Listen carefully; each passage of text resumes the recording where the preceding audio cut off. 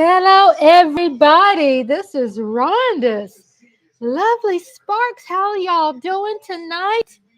I'm everywhere. Still getting things together. Hiding tags. Let's see. Clothes, getting things set up. Trying to move fast. I'm sitting here just chilling. The grandbaby's not here. Mommy went and picked up a grandchild. I'm here watching some football. I said, why don't I just go live? Why don't I just go live and see how are y'all doing? Giving y'all a place to enjoy a football game together. Um, let's make sure everything's looking copacetic. Try to hide the flaws,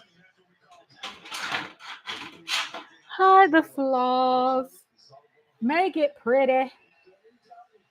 Guess there's so much I can do. This right here. Yay! So I'm sitting here watching the game. I really need to test and see if my volumes are working. How about them Seahawks? I'm a Cowboys fan. I need to put on my necklace, don't I? I have to represent my team. I'm a Cowboys fan. Yes, I am. Is it going to match what I'm wearing? Maybe, maybe not. But I got to be rocking that star. Like people thinking I'm somebody else and I'm not.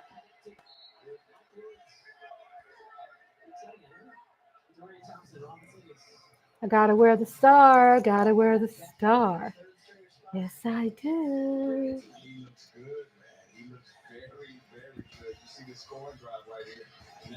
My goodness, I'm trying to get everything correct. I just ran in there, got dressed real quick, put this on, put that on. Said I'm gonna go live. I'm good. I kind of like the excitement. I like the last minute spontaneous type of. All right, so we have the Browns at Seahawks. Seahawks 17-10.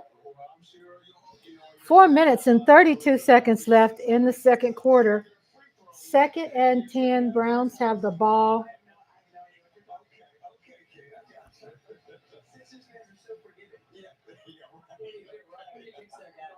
Hey, Daydream. Howdy. How are you doing?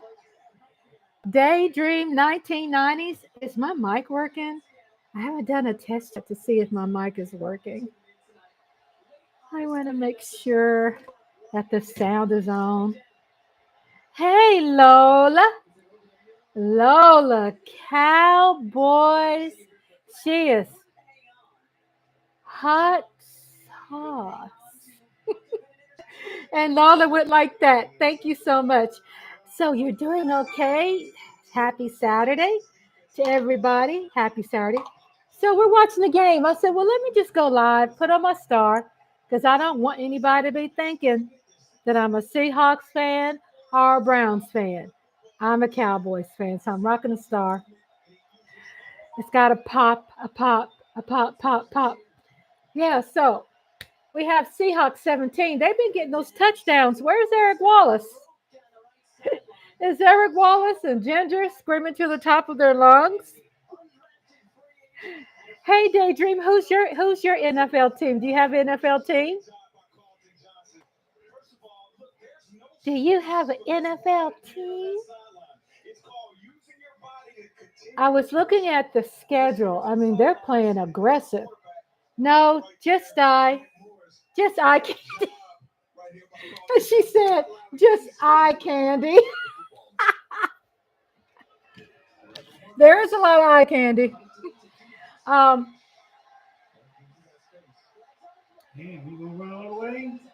Again? Are y'all checking out Seahawks? Oh, another touchdown. Daydream says, I'm a Christian and I'm a virgin, but I'm still a woman. Amen to that. Hello? Yeah. Uh-oh. They're not calling it back, are they? There's a flag. No. That's right. That's right, honey.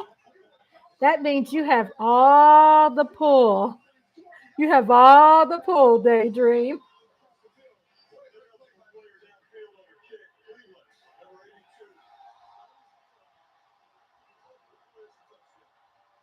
Oh, it's still a touchdown. Where's Russell Simmons? He's playing for the Steelers, ain't he? And he playing for the Steelers? Is he going?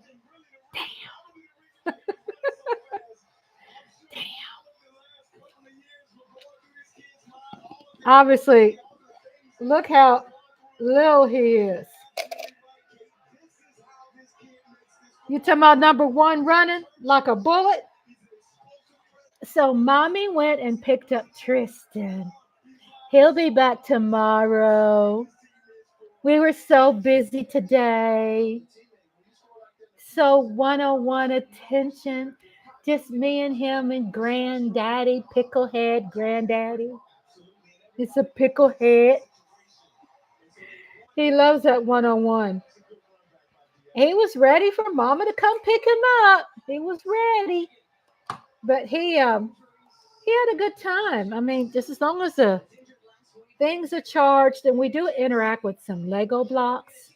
He loves, we sat on the bed, got the Lego blocks set out and made some cars and some different things. And, his playtime has evolved into something else.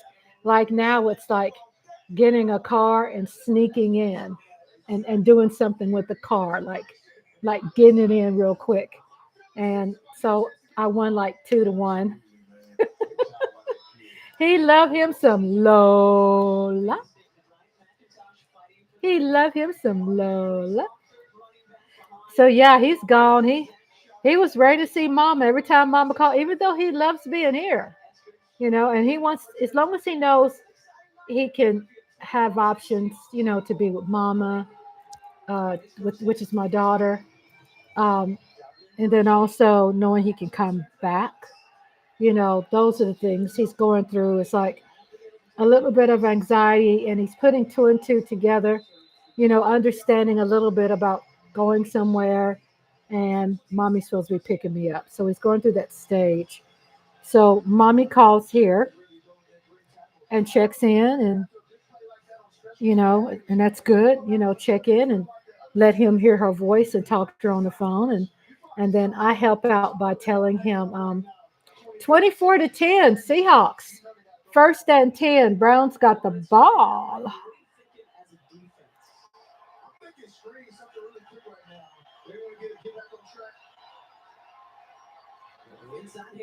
3:56 in the second quarter. Yeah, I said, well, let me go live because I thought, I know I can't be the only one just watching the game. There ain't no way. Andre and I love football. I said, Andre, I'll go live. Are you going to stay up? Because I was thinking if he wasn't, then I was gonna go to bed. He said, no, I'm gonna watch the game. I'm like, okay. Huh? Yeah, you're gonna stay for the full game. Okay, so he's gonna stay. Okay, he's gonna stay for the whole game. Okay, he's gonna stay. No, I didn't say that. Daydream says I watched the Titanic deleted scene. Really? You know what I love about movies like that? You can go on YouTube. You could always find new information on those movies. Because there's movies I see, and there's new things I continue to learn even today. Even if a movie was made like way back then, I'm learning new trivia. More people are. Hey, Hunter, can you do this for me? More people are talking more, about their experiences, and they're opening up the opportunities for new interviews about their experiences. And a lot of them probably don't have contracts anymore, with the movie studios. So you stick this inside the hole. I stick it inside the hole. Shut up. Hold on. Let me stick this inside the hole. Hold on.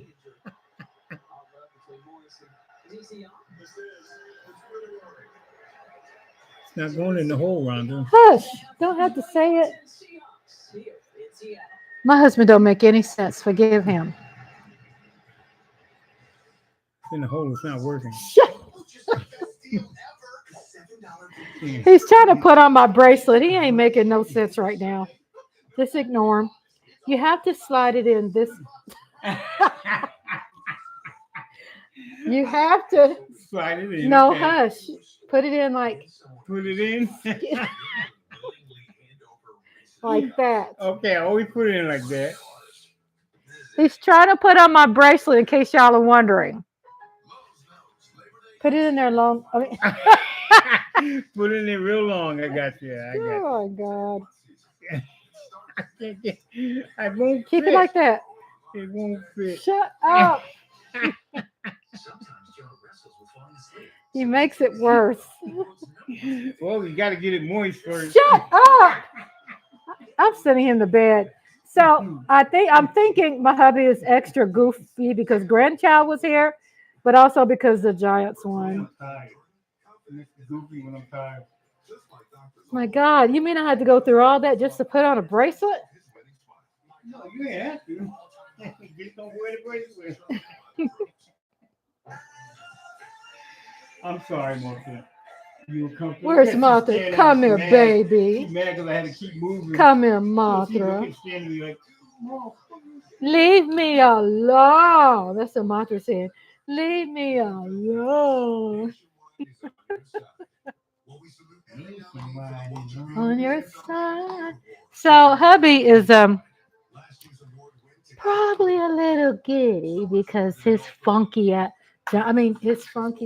Giants team won, and he's probably Giants lost. yeah, Well, what's the score? 10-6. I thought Giants was 10 with a couple of seconds left in the game. I know I'm not blind. Let me check this out. You can't be that happy and the Giants lost.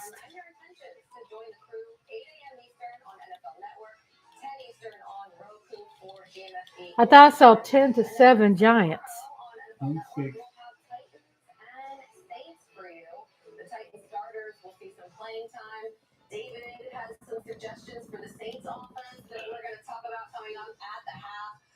Oh my God, sure did. So tell me why you're happy. Because you cooked today? Hubby cooked an incredible Sunday, 2 p.m. cheese ravioli with Italian spicy sausage, um, ground hamburger meat, mozzarella cheese with roasted diced tomatoes, um, Roasted garlic. roasted garlic tomatoes, Damn. with sprinkled with red crushed peppers and grated parmesan. And then, of course, my daughter brings this gigantic potato. Okay, so 24:10, a minute 37 seconds in the second quarter, 3rd and 7 Browns. 3rd and 7 Browns. Yeah, I didn't know that. I'm curious about the deleted scenes. Was it like was it the full movie that you watched, or is it just like just a little part of the deleted scene of the Titanic? La la la la la la la la. Oh, clips on YouTube. YouTube has really Titanic deleted scenes. YouTube has really gotten much better. I remember when YouTube, I know I hate to say it, I'm sure, YouTube when they first came out, and it was horrible. Now this it's just smooth to navigate. I guess if you have the TV with the apps and everything, then that works of course, better. I guess we had a TV that was just in transitioning from, you know, probably the first TV, which was a Mitsubishi uh, extra large 80 something inch TV. And it had some apps, but it was nowhere working as well as, of course, how the TVs and all these apps are now. The TV So, is like about 8 years old. yeah, it was like an 8-year-old TV we had. My daughter It was brand new adopted back it. then. She inherited it. Huh? It was brand new back then. You want to talk about your ravioli dish? No, just it was good. It was good. Yeah, it tastes good. That's Is about your it. tummy is your tummy happy? Always happy. Did the ravioli make it happier? Oh yeah, made it very happy.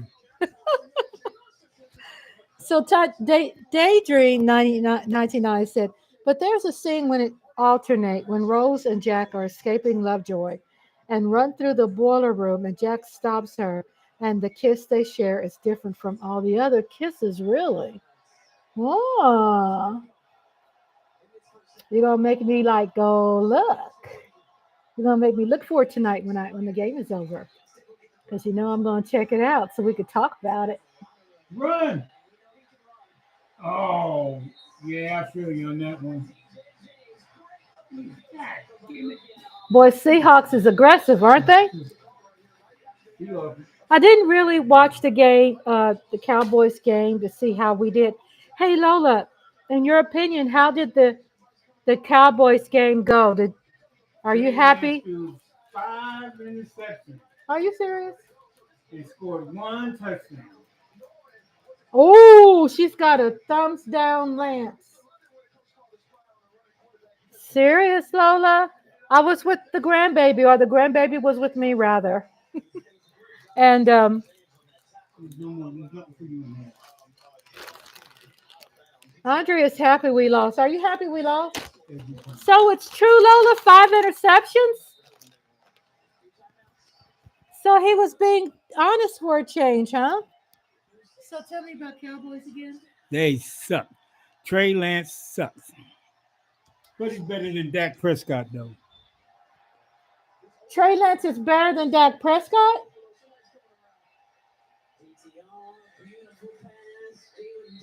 I think you're kind of like losing it. He never says, and then Lola says, but he's better than Daniel Jones. Oh, that's true, too. But Andre, you know you like Dak Prescott.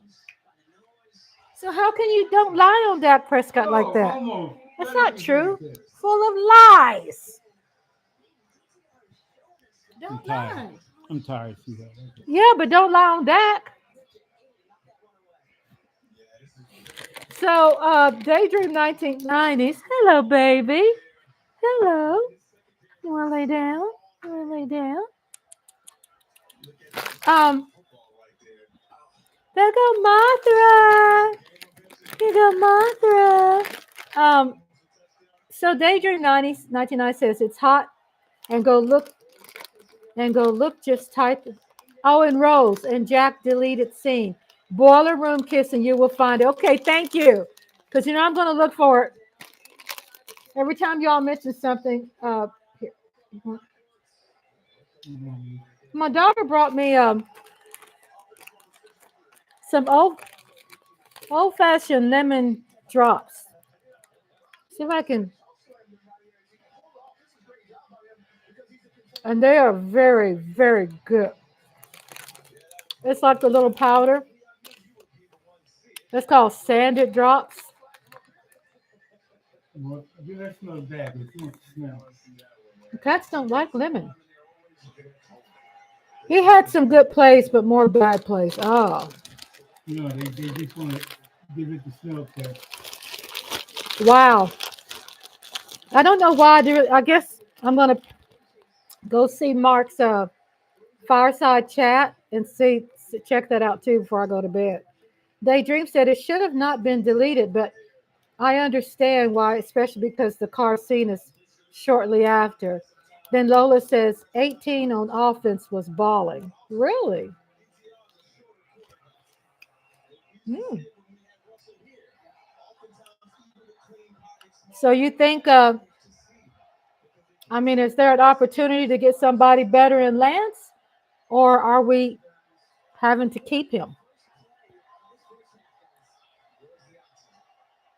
Because we're going into pro games, the real games now, regular season games.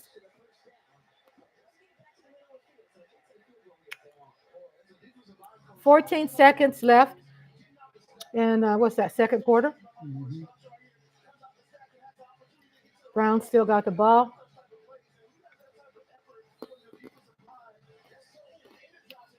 Jerry said he's on the fifth, 53rd, 53 man roster. Oh, see, grandbaby was with me the whole time. So, when you have the kids, you got to keep an eye on them, you know? And you have to interact because he's finally now verbalizing what he wants more than ever. He's like, Grandma, you act like you don't want to play with me. That just hurt my feelings. I'm like, oh, yes, I will play with you, baby. So he likes interacting. Wow, he made that ball. He made the kick. Halftime. We're at halftime, everybody. Halftime. I don't know a whole lot about roster, but being 53rd probably don't sound good, is it? Oh, they don't go to bed now. No, you said you're gonna stay. I told you I'm gonna stay as long as I can, but I'm tired. I've been up since 7 o'clock this morning.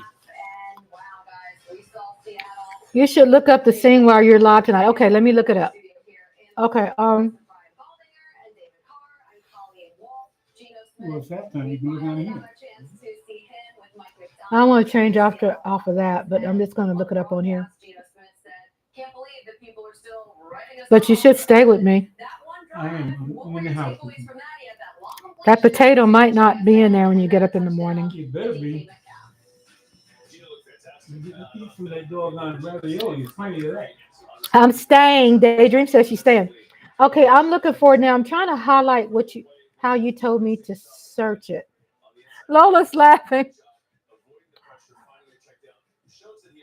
It's hot. Okay, go look this. Okay, you said just type. Okay, I'm gonna Water.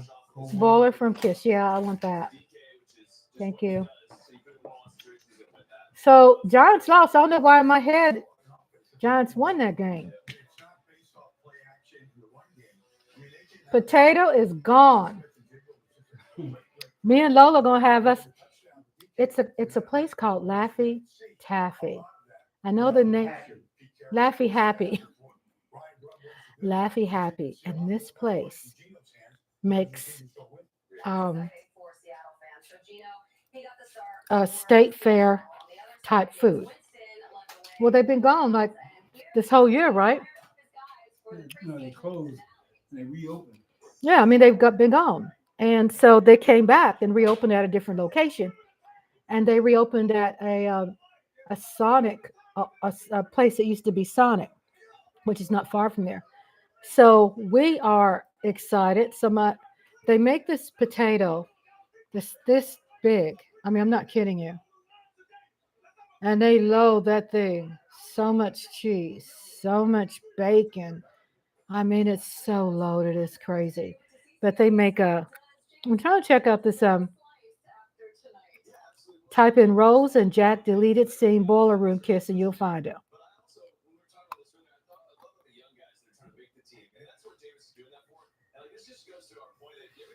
Okay, let me go to YouTube.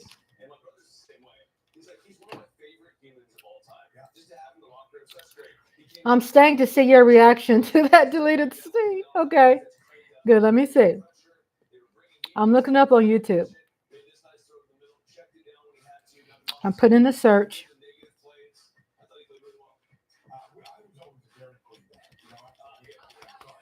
Okay.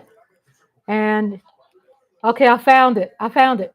Titanic deleted scene, boiler room kiss, which is 1 minute. Sound like the right one? Okay, here it goes. I'm going to watch it right now. You turn the TV down.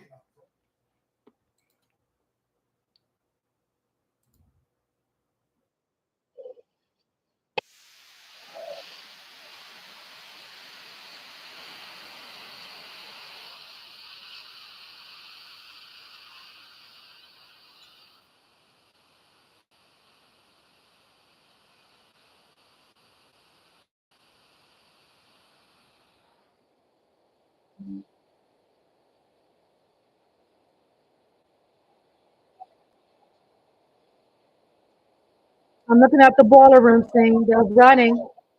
They're both in the boiler room running.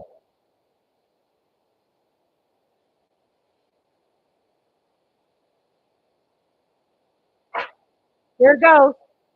Here it is. I'm right here.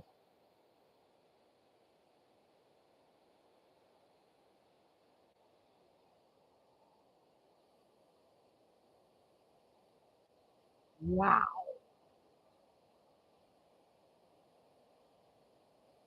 Oh my God. Ooh. Okay. Mm, okay. I just got through seeing it.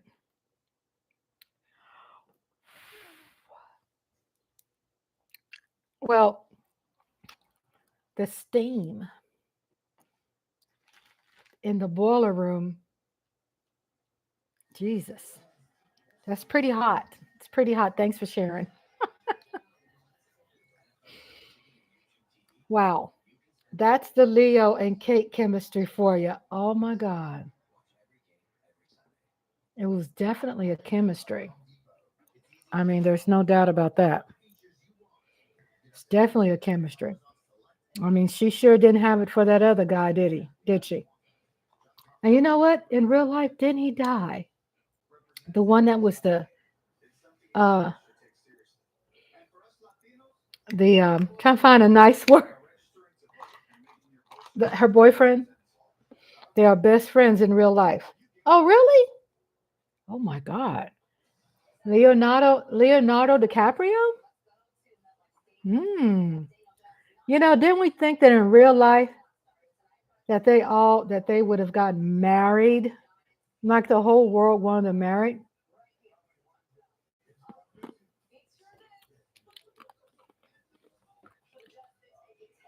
Trying to turn it away from the junk that's sitting in the corner. My grandson was here. A lot of things got moved around. Oh well. Martha's on the floor playing in his tent. Yeah, that's steamy. So Leonardo DiCaprio and Kate Winslet are best friends to this day, and everyone does want them together. And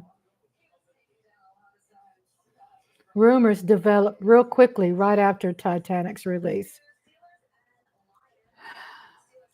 I mean, that is a very hot, steamy. Picklehead went to sleep. Yeah. So Andre went to sleep.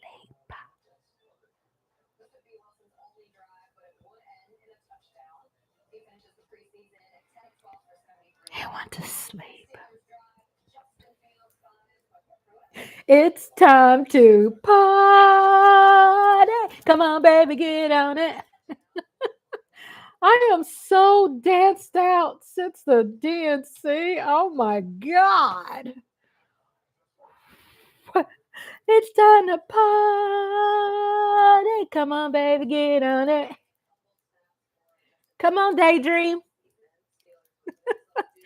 We party when hubby goes to sleep. I got to kind of look behind me in case I see homeboy try to scare me again. And all this dancing, picklehead. He goes, picklehead. I'm looking at the cowboy replay. I see number 19. Oh, Lance, not 19. Okay. So he ran a touch. Okay. I'm looking at the replays for Cowboys. Dang, an interception. I see it. I don't know why it didn't seem like.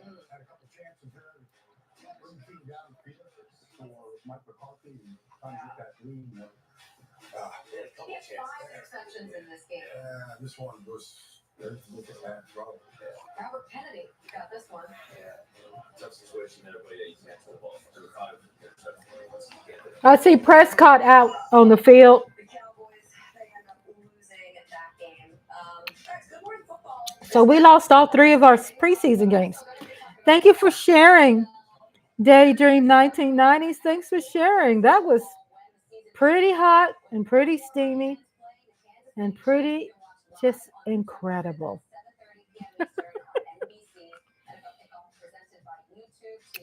We won. Are you kidding?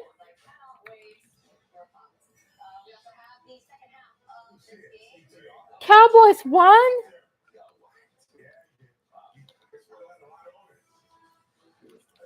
How come I thought we lost?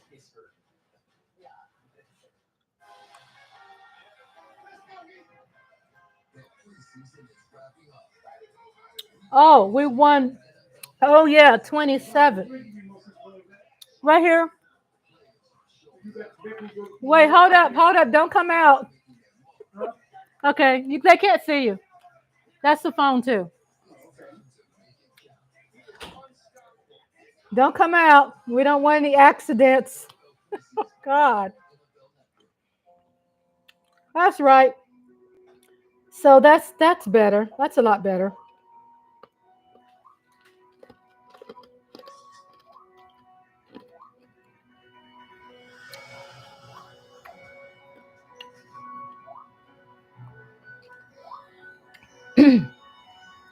I like how Mark put the thing on subscribers.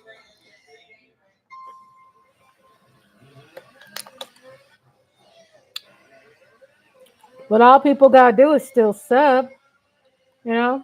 But it's okay. I just know that I want to continue elevating and working on,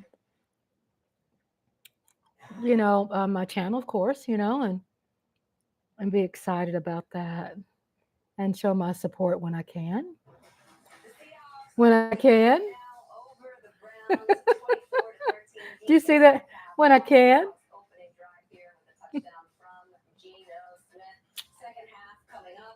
Yeah, so I was sitting here. Hubby was sitting here, and I kept watching Seahawks running it in, running it in, running it in.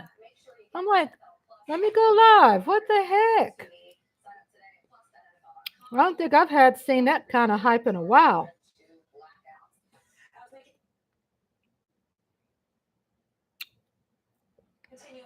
Well, I don't mean to suck in y'all's ear. I mean, this candy's really good. It hits the spot.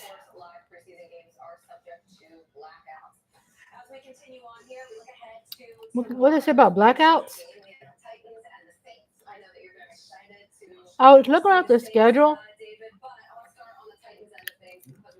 and I saw that there's Thursday and a Friday game.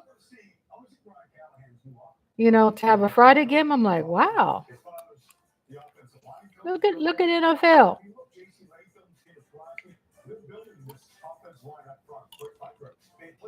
Of 2 new voice messages and 5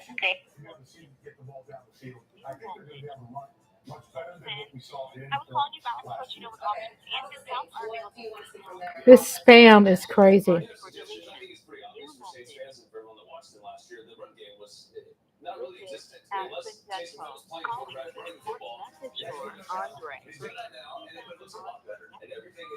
Let's check my voice messages. I saw that there is just a busy schedule coming up. NFL schedule, all kinds of games. I picked the Giants because hubby likes the Giants. Okay. Oh. Oh, that's so pretty. You know I love cherries. Oh, oh, that's a charm that can go on my bracelet.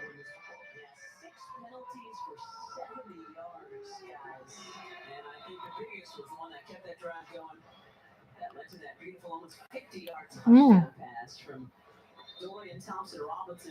that's beautiful too. Thank you, Lola. Yes, it can go on your bracelet right here. Yeah, I do need something to kind of make it pop, don't I? I end up finding this. I haven't worn this bracelet since I moved, and it's been like 4 years. And for me to find jewelry that's still been packed away and put it on, it's just such a liberating feeling. The game is back 24-13. Seahawks got the ball. First and 10, 15 minutes in the third quarter. Um, yeah, that'll look beautiful on there. And it's cherries. Oh, do I love cherries? It's Pandora. I'm still looking at it. Hmm.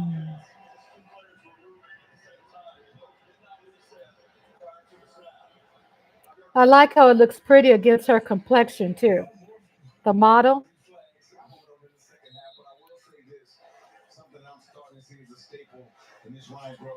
I love cherries. That looks so pretty. Wow. How come I never thought that was even out there?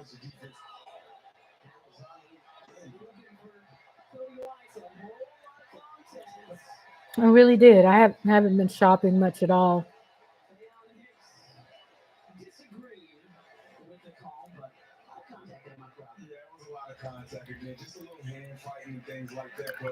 Yeah, I think go on my bracelet. Yes. That's pretty. I have to show hubby. Look, hubby.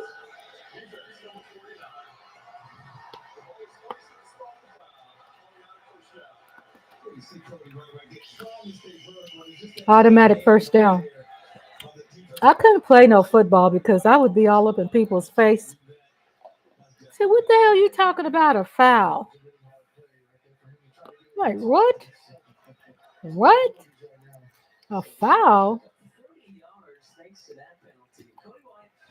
I was looking for more to put on my bracelet, and I seen it and thought about you. Oh yes, thank you. That was beautiful. Seen it? Yeah, it's beautiful. Definitely, that's my thing. That is my thing. Cherries. Oh, that's something I haven't been back to the store to get. I need to get. I've been eating peaches, and I've had like I remember when I ate like just a little bit too much cherries. It's like, oh no, I ate too much cherries, and it hurt my tummy. I'm like, dang it.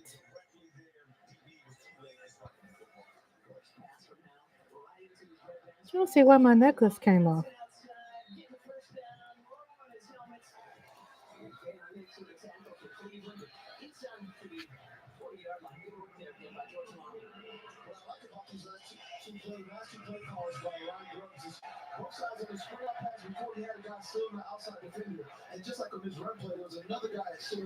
Texans final 17, Rams 15. That's the final today. The Texans I hear is playing good during the preseason game.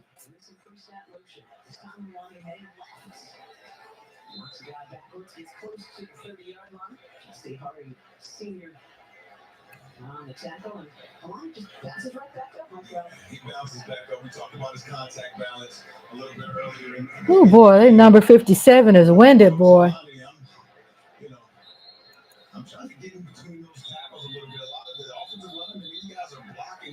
Uh-oh.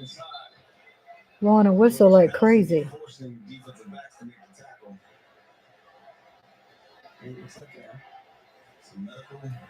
Medical.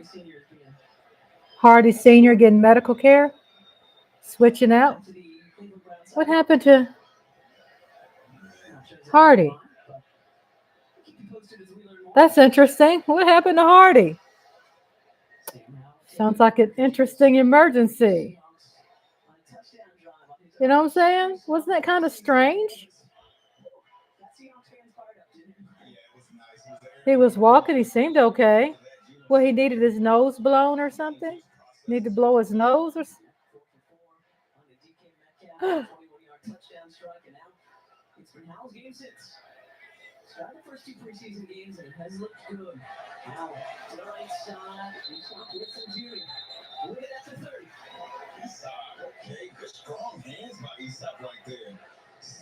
Woo, look at number 64 Seahawks.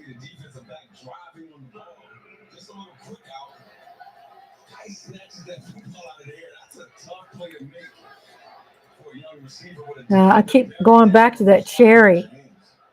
Asymmetrical cherry fruit dangle charm. Oh, it's so pretty. I love the red color. Oops, they hit the quarterback from behind.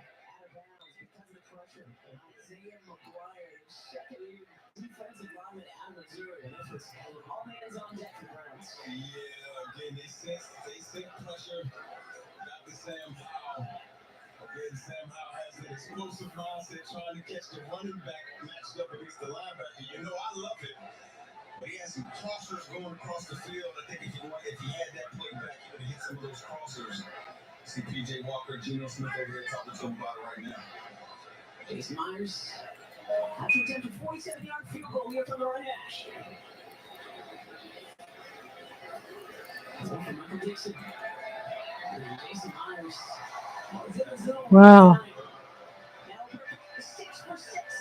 Seahawks playing aggressive 27-13.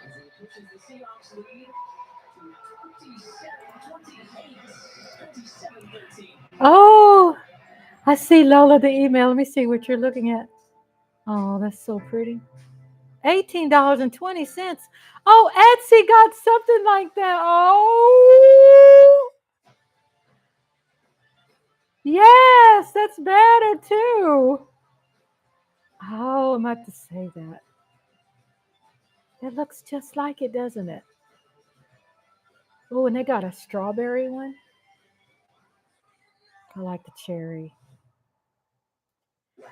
Okay, I'm adding to my cart. That's so pretty. You know, it looks just like the other one, doesn't it? Looks just like it. Okay. Yep, just like it. And that's pretty too. Are they obsessed? Oh yeah, the stuff they do on the green screen, unbelievable. They said 10% chance of rain.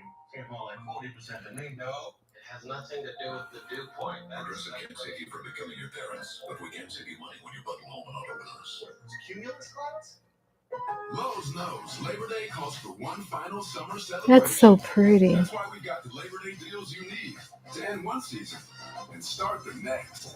Get great deals in store or online today. The NFL is back on the world stage, kicking off in London, then Munich.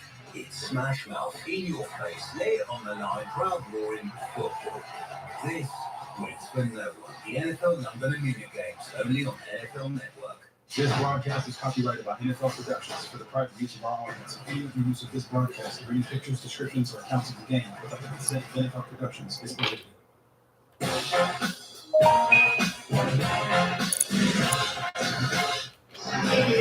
Seahawks football is presented by Washington's Lottery. Find your inner Boomer Seahawks scratch. Play today for your chance to win $50,000 or a Legends weekend game day experience. Cam Chancellor and Richard Sherman. Hey, shout out to Cam Chancellor and Richard Sherman. I know Sherman watching. He just tweeted to us. He did. I love it. Was that practice a couple of days ago? You guys fired up for their preseason finale? Yeah, Coach Michael Dowd just could not believe the size of the defensive backs we had. He was just like, oh, these guys. I can do all kinds of things with these guys. Yeah, I'm going to tell you. He gets it out to the 32-yard line. For Cleveland, they had one night for Jason Myers. That is pretty. I'm so tempted. Lord. Hopefully they'll have it available on my payday.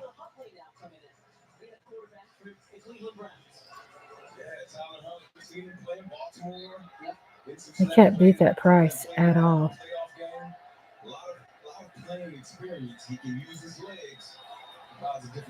I mean, $18. 30% off sale for a limited time. 2 only left, and in 6 carts. Dang.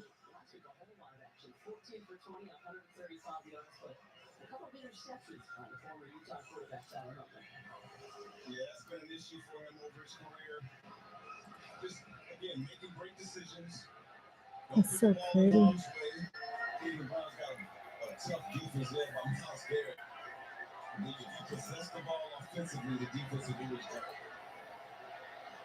Of course, as you mentioned, the Ravens, so Mike McDonald and Tyler Huntley know each other well.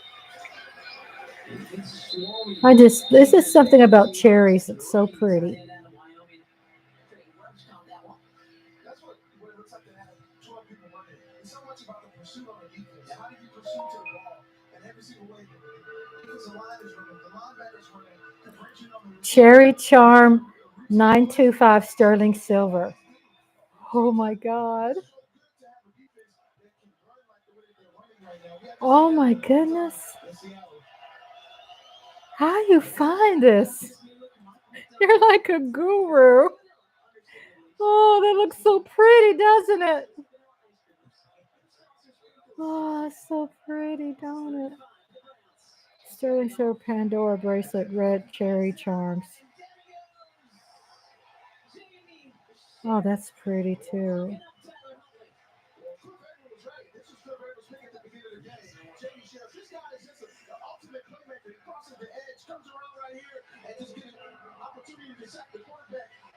The quarterback is usually the strongest guy. Mike, you're one of the strongest quarterbacks, and people couldn't tackle you. And these quarterbacks are just relentless, and he just did a great job. So happy for this guy to make these kind of plays in preseason. And to get to the quarterback is not easy. And today, this guy's playing lights out. He doesn't want to go home. That's a good way to be. I want to get home on that. On this preseason free. Beautiful punch by Corey Hortense. Bounces all the way down close to the 20-yard line, but there's a flag back near the 40 on the other side of the field. Well, this guy's been busy tonight. Clay Martin. Maybe Cook's laugh on the internet. He wants his voice heard. I mean, he's been making me laugh. Yes. I haven't appreciated everything he's had to say. Too many penalties on the Seahawks, but doing a great job. Eligible player downfield on a kick. Cleveland, number 35. Seattle led the 5 yards to the end of the play. Where it's first. Those are so beautiful. It's landed honeycut. We got 2 party for those keeping score at home. 27-13 Seahawks. 9:31 to go in this third quarter. That'll give me an alternative. People always say, Are you like crossing my fingers? Sorry, I keep finding it cheaper. Really, that's cool. That's really cool. I think it's so pretty. I mean, red just always like just red. Red just makes things, pop. It's just so pretty.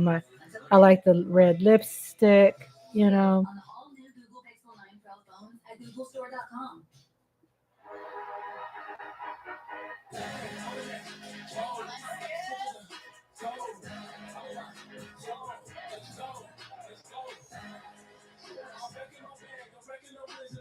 You've got your Sunday obsession, and we got you. Now with Verizon, get NFL Sunday tickets from YouTube TV on us and get every out-of-market Sunday game. Plus, $800 off. What did you find? Only on Verizon. See you Sunday. To really embrace life. Whoa, what? Let go. $14.99? Let go. Oh, I can't beat that. I mean, and I have Prime too. What's up to teach you? Just the best deal ever. Oh my God. $7 bacon cheeseburger meal deal. Thank you. Ice drink into Sunday. This is so pretty. It's Let's all see. size for just $7 right now. DQ. It tastes good. Why do dude wipes clean better? Because they're extra large. Because they're flushable. Because obviously wet cleans better than dry. Let's watch. The wet side clears while the dry just smears. It's just like our butts. Dude wipes. Best clean, hands down. The moments that make Sunday afternoons are on NFL Red Zone. Here we go. See every touchdown from every game. Let's go to the Octo Box. Every Sunday afternoon during the regular season. Get NFL Red Zone now. Welcome back to Seattle. 9:31 to go in this third quarter. 27-13 Seahawks as we send you. Well, we were going to send you down to the sideline, but our special guest walked away. Okay, they're back. Cliff Israel, take it away, my friends. Man, we got my man Tyreek Woolen here. You're going into your third season, bro. Can I talk about you had your third season? You had two different head coaches. Talk a little bit about what that transition's been like for you. Honestly, it's been I mean, that's the cheapest there. That's like $14 for that.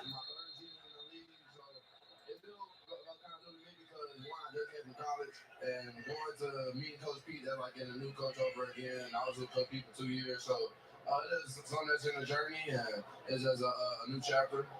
Well, what excites you about the other three guys that you playing with? Y'all got some dogs back there. How excited are you playing with those guys, and how does that change up your game? Honestly, it feels good because you know that it's gonna be hard for teams to go against us. It's gonna be hard for teams to complete. Thank you for finding that. And, you know, we go against teams I every can't day, wait. So it makes things easier when we come out on game day. It looks like there's some options there that can wait until the first. So I have some options in case I miss out. Then I have some other links to go to. Growing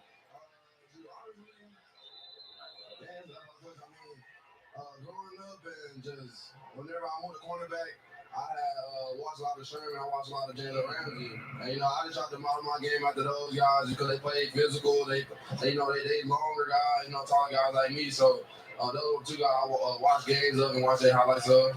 The last one for you. This off season, you know, obviously we prepare, we try to get better with different things. What have you worked on to take your game to the next level? Honestly, just getting stronger. I want to have more body armor. I feel like just because you know it's a long season, and so I feel like I need to work on my strength, getting stronger, and also just playing off man as well. You know, we got a new scheme, and you know, we play a lot of man, and you know that's one of my strong suits. But it's different when you can play press and you can play off. You know, you can have different tools in your bag. So that's one of the things I just wanted to work on, and I felt like I did a great job of doing throughout camp. All right, keep getting better, man. I appreciate you. Back to you guys. Is it me, or does it seem like football players seem to be more intellectual? Seahawks secondary in action in just a couple of weeks. This is PJ Walker.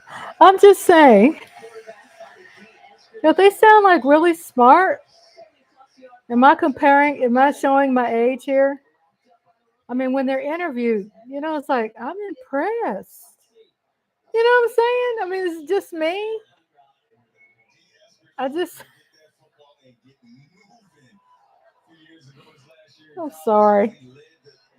I really love that you sent me because I'm going to definitely get it. I'll definitely get it because that would look good on this right here. I've had these things sitting in the closet. Just sitting there.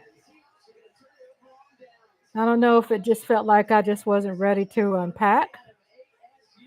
I've been sitting there for 4 years. So, you know, when I had that live that day, when I was sitting on the bed, and I was just opening up things that I had really forgotten I had, just packed away.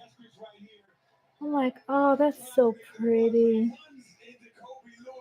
You know, I had just lots of pieces of jewelry, and when I had the DNC, I was able to pull out a bunch of them. a bunch of shirts and stuff that I had just hang, there in the closet.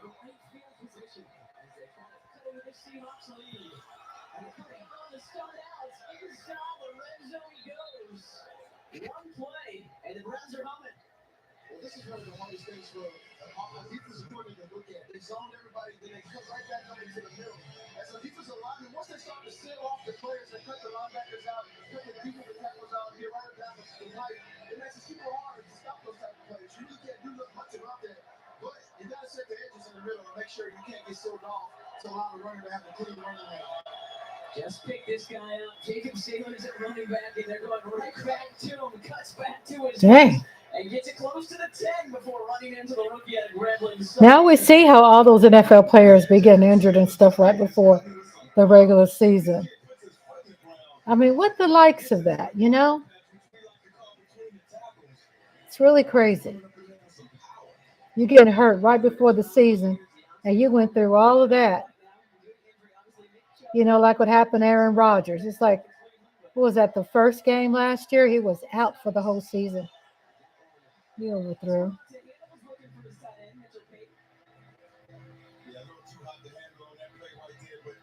Looking at this Seahawks defense, they've allowed yards in between the 20s all night.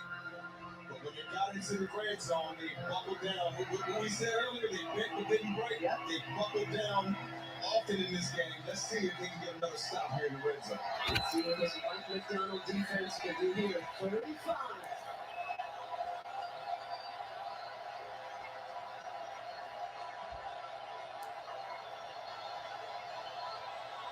Game ain't over. Nope.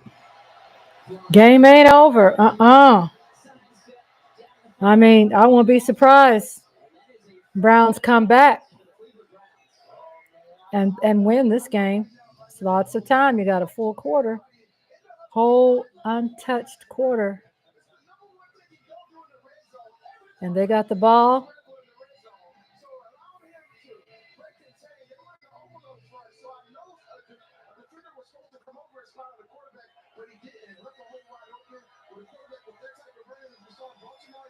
So final 24-24, 49ers, and I can't even read that. Is that Raiders?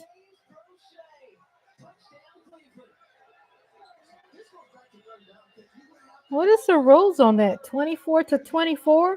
You mean they didn't do anything to break the tie? It's so many new rules. I can't keep up with it. Then I got Dolphins 14.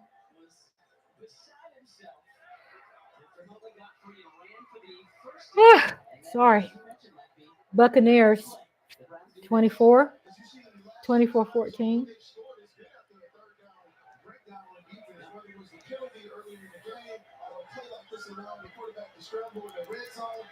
I think hubby told me that Texans won all their preseason games.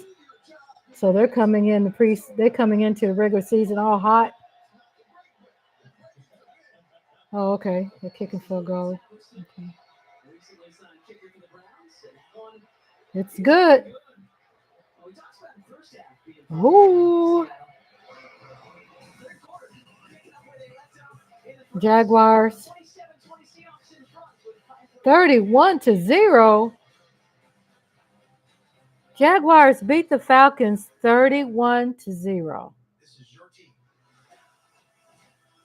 Man.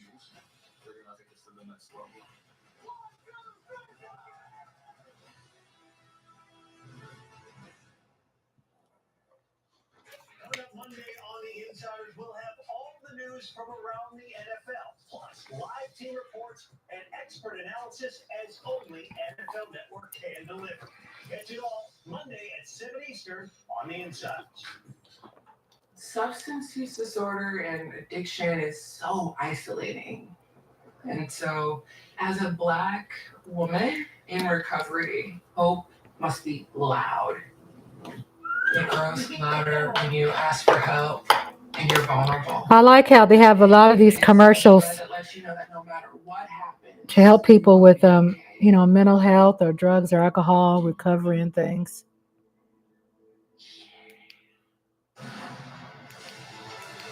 I'm gonna dim my lights. Whew, to get that bright light off of me. Not see it coming. It's pre-diabetes, and it captures 1 in 3 adults. But you can escape. Take a 1-minute pre-diabetes risk test to know where you stand. Where are you at, Every Mothra? day, delay type 2 diabetes. Be your own hero on smartphones everywhere at doihaveprediabetes.org.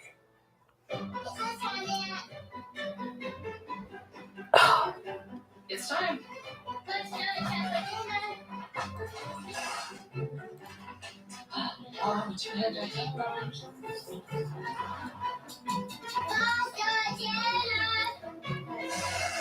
Donating pet food is one of the many ways you can help families in your community. Pets and people belong I got those cherries right in my cart. together.org. It's like sitting right there. Every single second of Seahawks game day. Sign up today to watch Seahawks games and more with NFL Plus. Watch live, local, and primetime games. NFL Network and the NFL Red Zone all in one place. Visit Seahawks.com/watch to sign up today. With crowd tonight here at Lumen Field. It's right there. I had that temptation like, it's right there in the cart.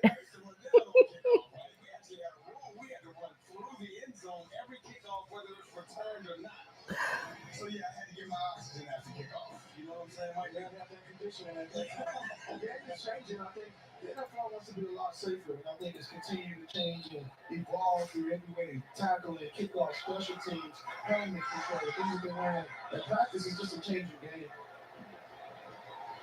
PJ Walker back in at quarterback. That was Brown's defense that held the Seahawks on that 4th down not too long ago that led to that James Prochet touchdown. Well, them Seahawks be shooting out like a bullet. Around one defender takes it out to about the 36-yard line before being met by the rookie at San Jose State, Chase Runs. There's PJ. Okay, PJ. PJ has some movement ability.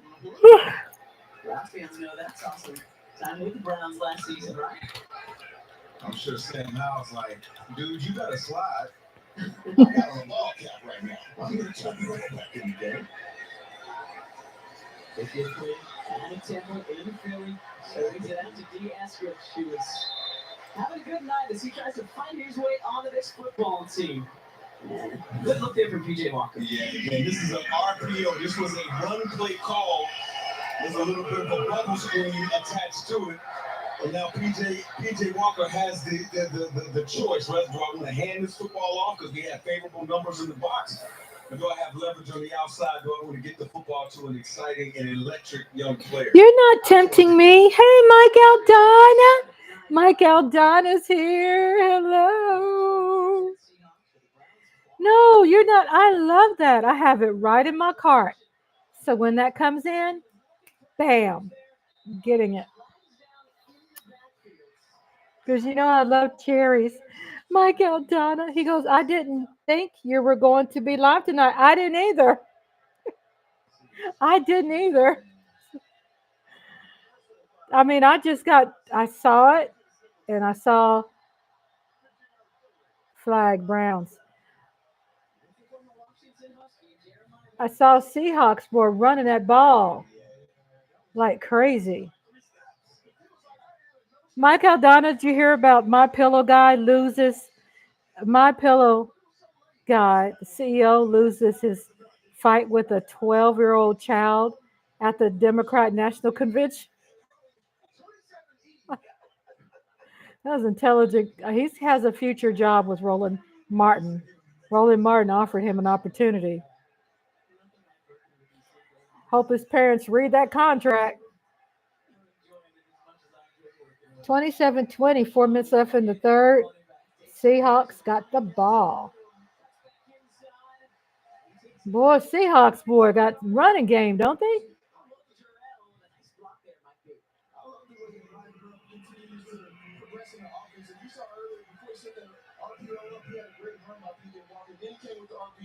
Then came with a faction pass, and then came with a play to seal the edge again. This is just a great play call, I think. Get to the edge of this defense and allowing the offensive players to be explosive, allow them to get one-on-one with defenders and make plays. Only picking up 8. 2nd and 2. Mm. First down again. First and 10. Mike Aldana, how are you doing today? Anything new? Do you have to work tomorrow? Are you off tonight?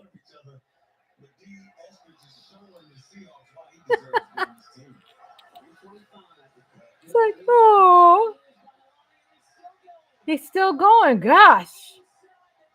Woo! Boy, Seahawks boys running. I guess they better because guess what? There's a lot of time in this game. We just have a little over maybe 3 minutes left, a little less than 3 minutes. And it's 27-20.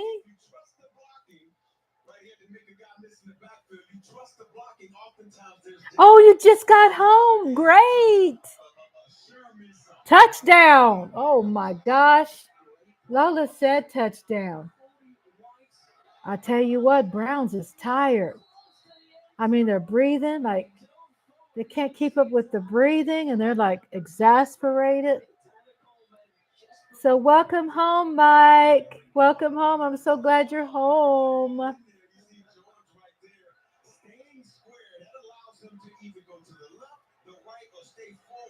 Ooh. Lola said, TD, you're ahead of me.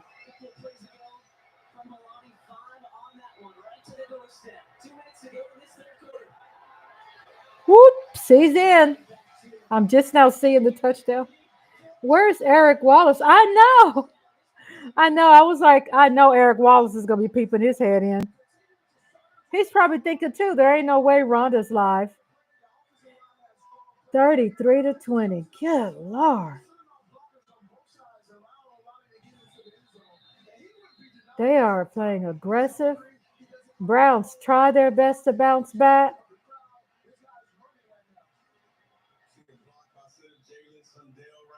Got a good running game for sure. Unless Browns got a strong weakness.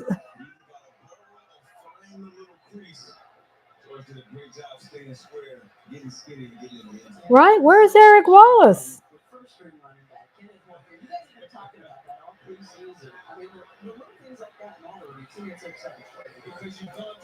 26. Cowboys 19. You just want everybody to get an opportunity somewhere. If it's not here, you get the opportunity. And we see a guy make a play because he is doing it. Right? Ball is good. 34. Russell Simmons probably hating.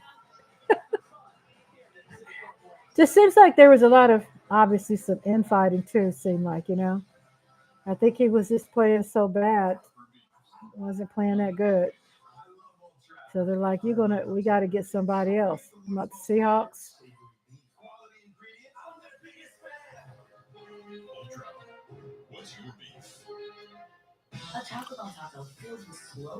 I was looking up Google Trends.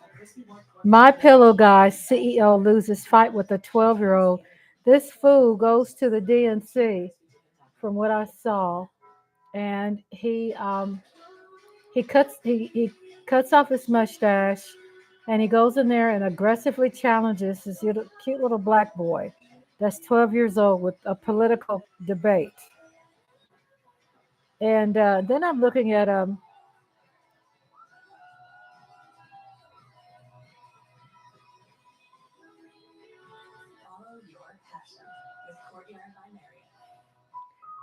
at Ben Affleck already dating. I mean, that's just so. Sometimes there's certain things I just don't want to look at because we just don't know. I mean, I really kind of don't want to know, but I just end up seeing and I go, really don't care. But then it's like, really?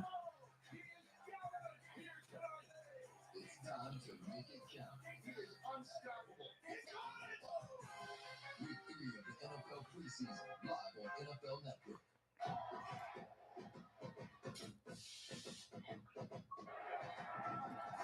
What's this about Floyd Mayweather fight versus John Gotti III? John Gotti III.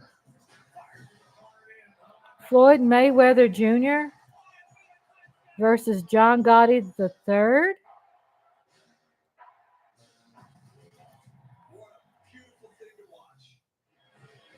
The grandson of New York crime boss is in a room full of boxing officials and dignitaries. Why did you decide to come out from retirement? A reporter asked. Mayweather 47 grinned. I bet Angelica Barone's pissed today. Her Florida State Seminoles lost to the Georgia Tech Yellow Jackets in Ireland. Wow. So she likes Florida State, huh? That's right, 'cause she lives in Florida.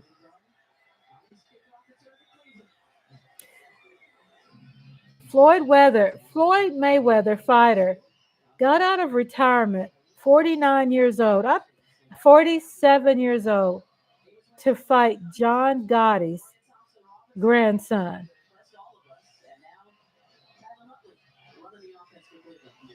Is scheduled to fight 8 rounds Saturday night. The billionaire boxer still is throwing punches and cashing sizable checks. He's a billionaire? Floyd Mayweather Jr. is a billionaire?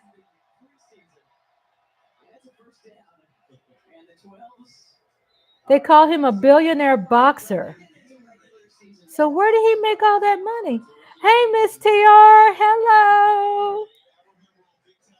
Hey, Miss TR. How Floyd Mayweather, I did not know was a billionaire.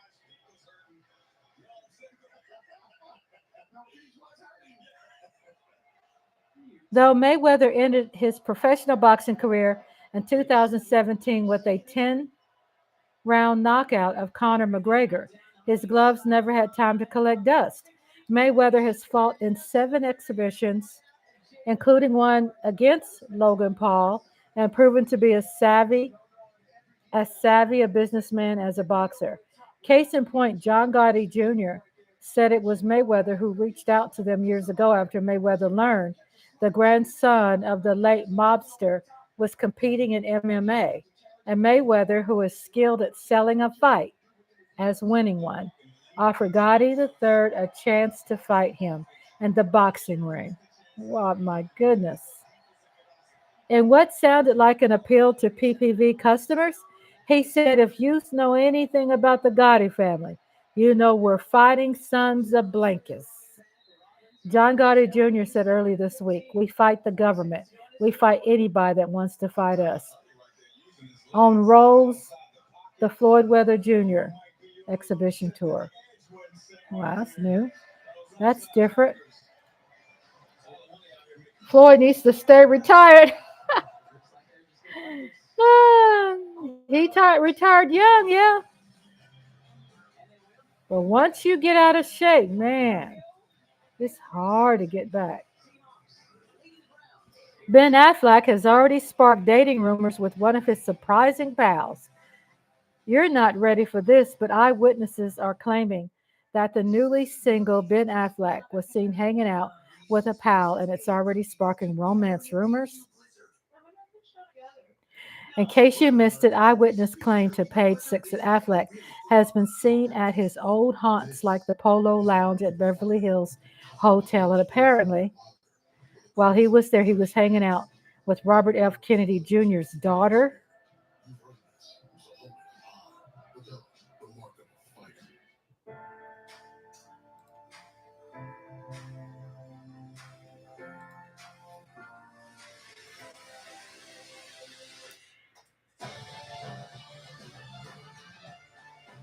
Many outlets are saying this is the start of a new romance. While we already know that Affleck is in the middle of a messy divorce from Jennifer Lopez, Kennedy is single as far as we know. She's dated a few high-profile people in the past, and one of whom was billionaire banking heir Matthew Mellon. However, he tragically died within 4 months of their dating. She hasn't been publicly linked to anyone since.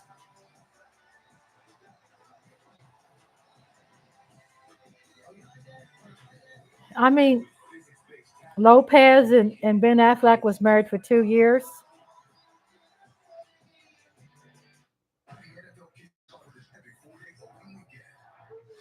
Wow, that's quick. I'm not judging. Yeah, but he's always been like Republican-ish, RFK, right? He hasn't really been anybody that I'd say, oh, I just really like, I think he's got his head screwed on right. No, he's just never impressed me. And Mike Aldana says it was only a matter of time before the Affleck Lopez marriage was going to crumble. That's just awful. That's just awful, isn't it? I mean, I don't know the details, but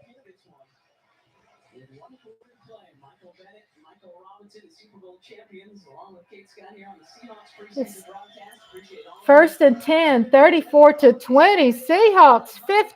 We're in the fourth quarter, have 15 minutes in the fourth quarter. Browns have the ball. Touchdown. Dang. Browns still in the game. 34-26. How are you doing, Miss Tiara? Miss Tiara says RFK Jr. was Integrity Tasha K, and it was a big epic fail. And Mike Aldaz says the Kennedy name was priced to a new low. Well, they kind of always disowned RFK anyway, kind of, They kind of, in other aspects in the family, he seemed to be, kind of not 100%. So it's no telling he could be on cocaine. He was trying to make that 2-point conversion, I guess. I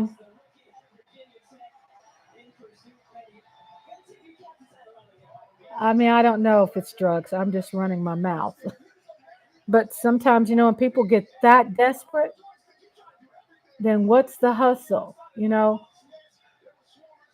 Sometimes the hustle is the first go-to is drugs. You can't afford that life. Everything's falling apart. He tried to run that ball. He went back and forth trying his best to make that ball. Interviewed.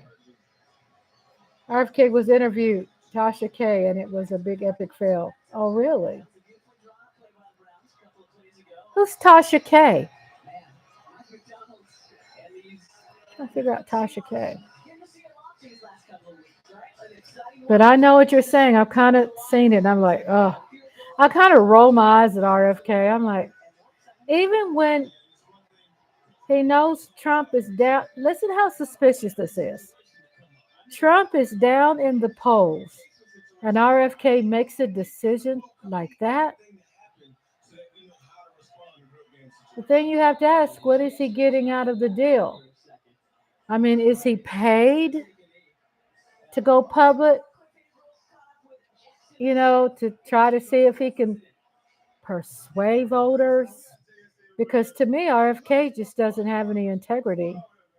And then Michael Adams, RFK Jr.'s association with Trump has really tarnished the Kennedy legacy. Okay. I don't know why I always thought the Kennedys just didn't really give a rat's ass about RFK. I mean, could be wrong. I thought some things I would hear him do some iffish stuff, before this, and he just didn't seem like he was 100% there anyway. It's kind of flip-flop. But then you look at him and you just wonder, okay, at this age, you're anti the family. You're going all out black sheep at this time of the election Trump is down in the polls. Oh, because Trump is down in the polls, they're thinking that this can make a difference, but why jump to that side? I'm thinking there's money there to pay him because he's so desperate for the dollar. You know what I'm saying? I mean, is he on cocaine? Think about it. It's always the cocaine is the rich people's go-to, especially when you see them make some really weird decisions like that. Miss TR says she's the Y2 YouTube influencer that was sued by Cardi B because of the root YouTube change. Okay.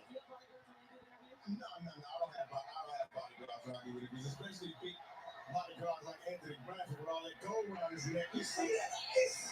Oh my goodness! I'm going up here. Yes! Oh my goodness! Cardi B doesn't have any. I mean, to me, she doesn't have any.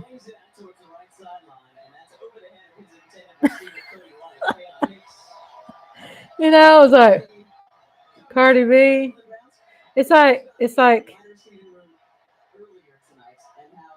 I kind of was giving her like in my mind when she first started, like, okay.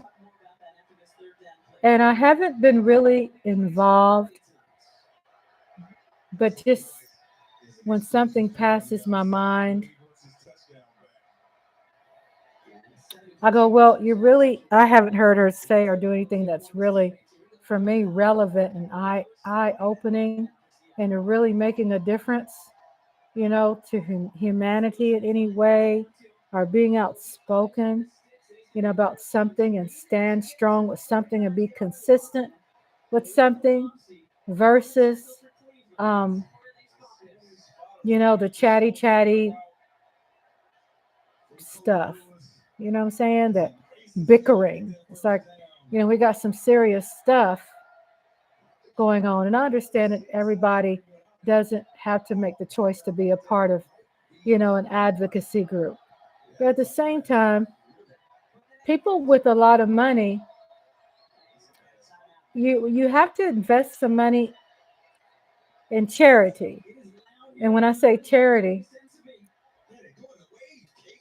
I'm saying like to nonprofit, right? Somewhere in some nonprofit. You just don't ever hear her. I don't know. It's just something about her. I just don't look up. I just don't. I mean, I don't have anything against her, but just. But Mike Aldana says anti-vax conspiracy theorist. There you go. I knew it was something about him. It was like always, like in the hole, somewhere.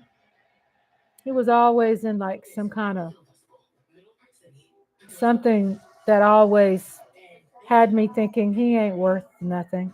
I just never, even though he had the Kennedy name, I just never saw him as a Kennedy. You know what I mean? He just didn't seem like anybody important. And then when he flipped, to do what he's doing with Trump, I thought, is he on coke? I mean, has he been kicked out of the family money somewhere or asked for his share? And he kind of been going against the grain. I mean, that's what rich people fight over. It's like they don't want nothing to do with nobody because he ain't still getting that money. So, what he older now? I mean, how old is he now? And he's making these extreme decisions, like he's lost his moral compass, and you know what I'm saying? It's like he joined in with who? What's this guy?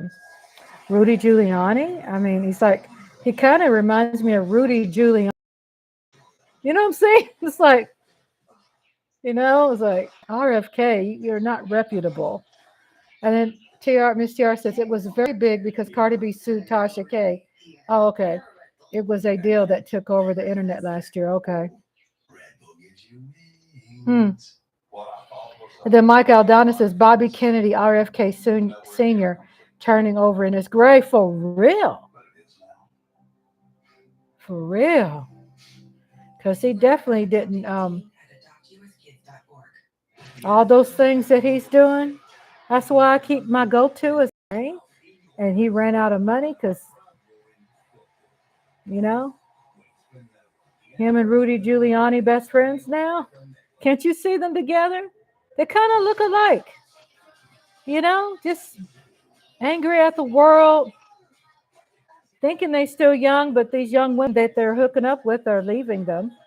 They're not staying with them because they didn't like him in the first place. Like, I mean, where's his wife? Is he married? I don't know the 411 about his stature, but he seems like he's a lone wolf and just likes the attention that he feels he's entitled to have, and probably mad at the whole family because he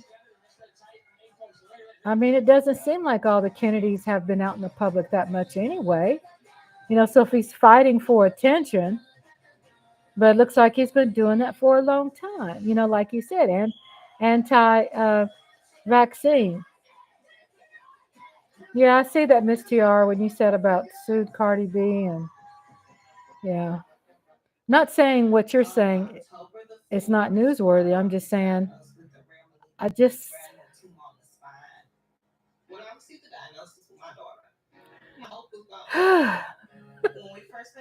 some things I go, I try not to be so vocalized about certain things, especially when it comes to shaming people, because I don't know them. You know what I'm saying?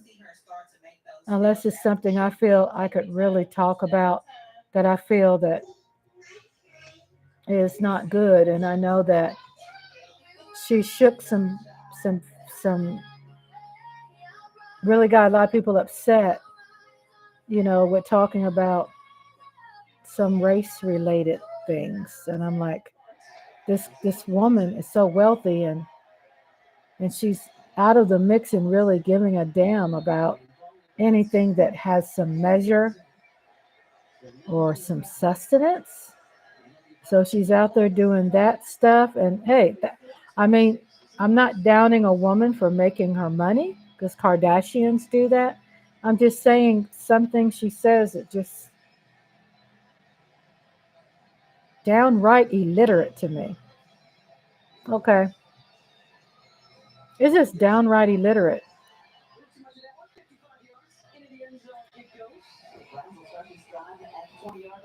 And Michael Robinson, right now you have so much time to talk because Mike B's gone. Oh man, I tell you one thing though, Mike B is one of the greatest human beings I've ever come in contact with. He was an awesome teammate. Okay, the link you sent me, that's supposed to be Tasha. I never heard of her, but I mean, that doesn't really mean anything when I say I haven't heard of her, because there's this guy that's supposed to be fighting Tyson. I never heard of him. And then there's this other guy that's this influencer that's fighting um,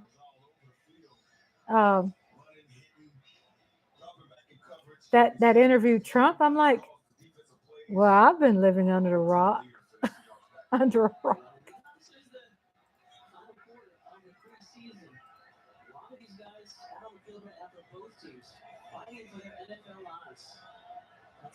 Tuesday afternoon. These 90s down to 53. Tasha K and presidential candidate Robert F. K. Jr. Full live interview.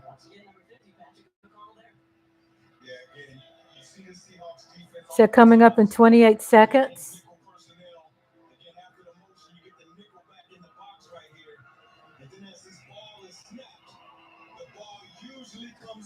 The smaller player, you see it right there. That's why a guy like Devin Witherspoon is so.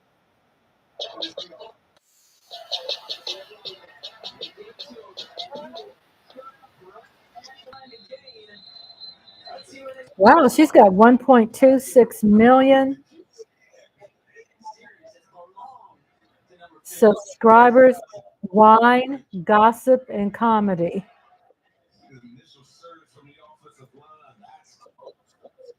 And she's interviewing Robert F. Kennedy. Oh, God, that gives me a headache.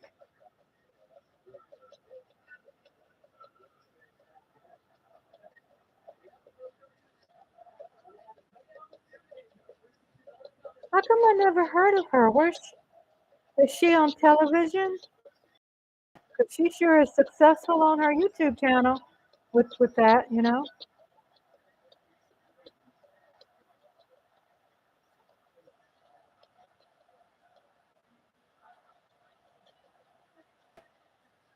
He was trying to run. Yeah, I remember him. I think she's doing comedy too. Okay.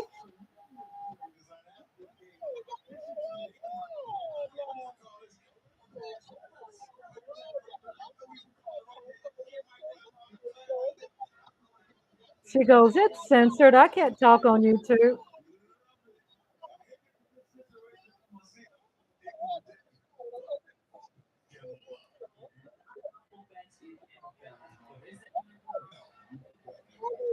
She's got a large following too. A lot of people hyped on her channel.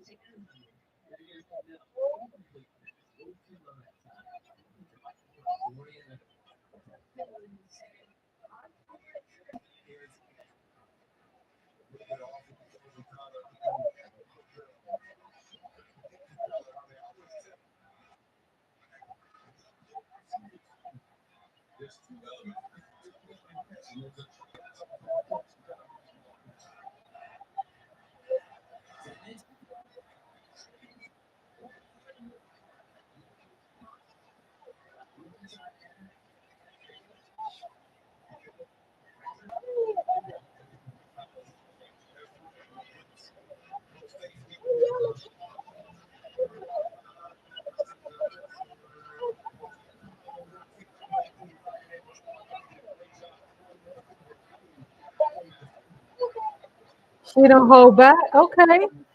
Well, he's gonna get chewed up on this lady's channel.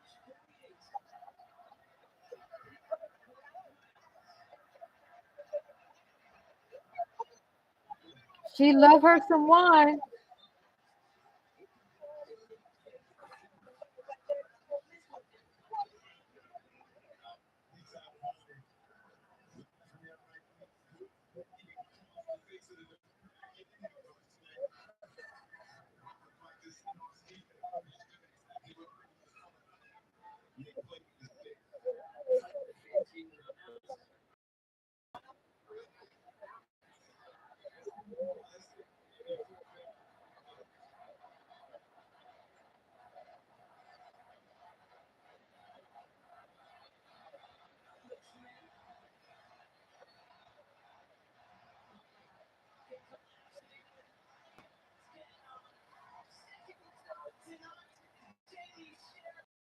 Now for our independent presidential candidate. All right, and so take a look about it more. Now, recently, it was actually earlier today, the Shade Room and one of the other media publications and stuff, they posted a series of videos trying to take us from African at risk. Okay, go ahead and show some of these videos here. Let's go. 6'3" is respectively 250 pounds. American restaurants and gangsters.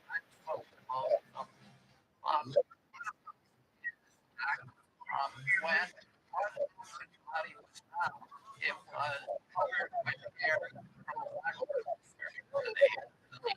Nobody's ever been able to explain that. All right. So we have Mr. Robert F. Kennedy Jr. here with us. Y'all raise your eyeglasses.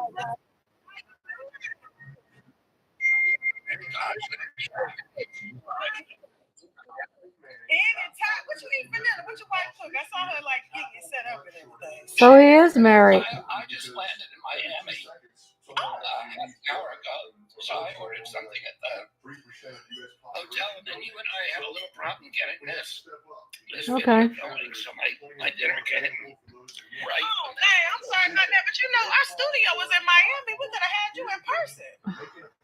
Oh, I didn't know you were in Miami. Yeah, but that's okay. Next time I'm gonna get you. Don't worry about that. We're gonna make sure we know what you're worried about, sir. We know you're busy. You are the independent candidate running right now for president. Independent. Trump and Biden. Okay. Well, he should be Republican now. At the debate in Atlanta. I'm hoping, we're litigating right now against CNN. He's just look like she has him as a guest. For being on the debate stage, CNN, the Biden campaign has said that President Biden will not go on the stage if I'm on it. And so CNN is trying to keep me off the stage, but CNN is in a jam because I meet all their criteria for being on the stage. In fact, I meet it better than President Trump and President Biden, because I'm now on the ballot in enough states to get 278 electoral votes. And the criteria for getting on the debate stage is you have to be on the ballot in enough states to get 270 electoral votes, which is the victory. Right. And neither of them are on either ballot. Okay, this says And 2 so months under ago. the FEC law rules, if they hold a debate and those guys and they try to exclude me, it's a illegal campaign contribution by CNN to their campaigns. They can't do that. So we're litigating against them. We're trying to get up on the debate stage. I don't think either candidate wants to debate me.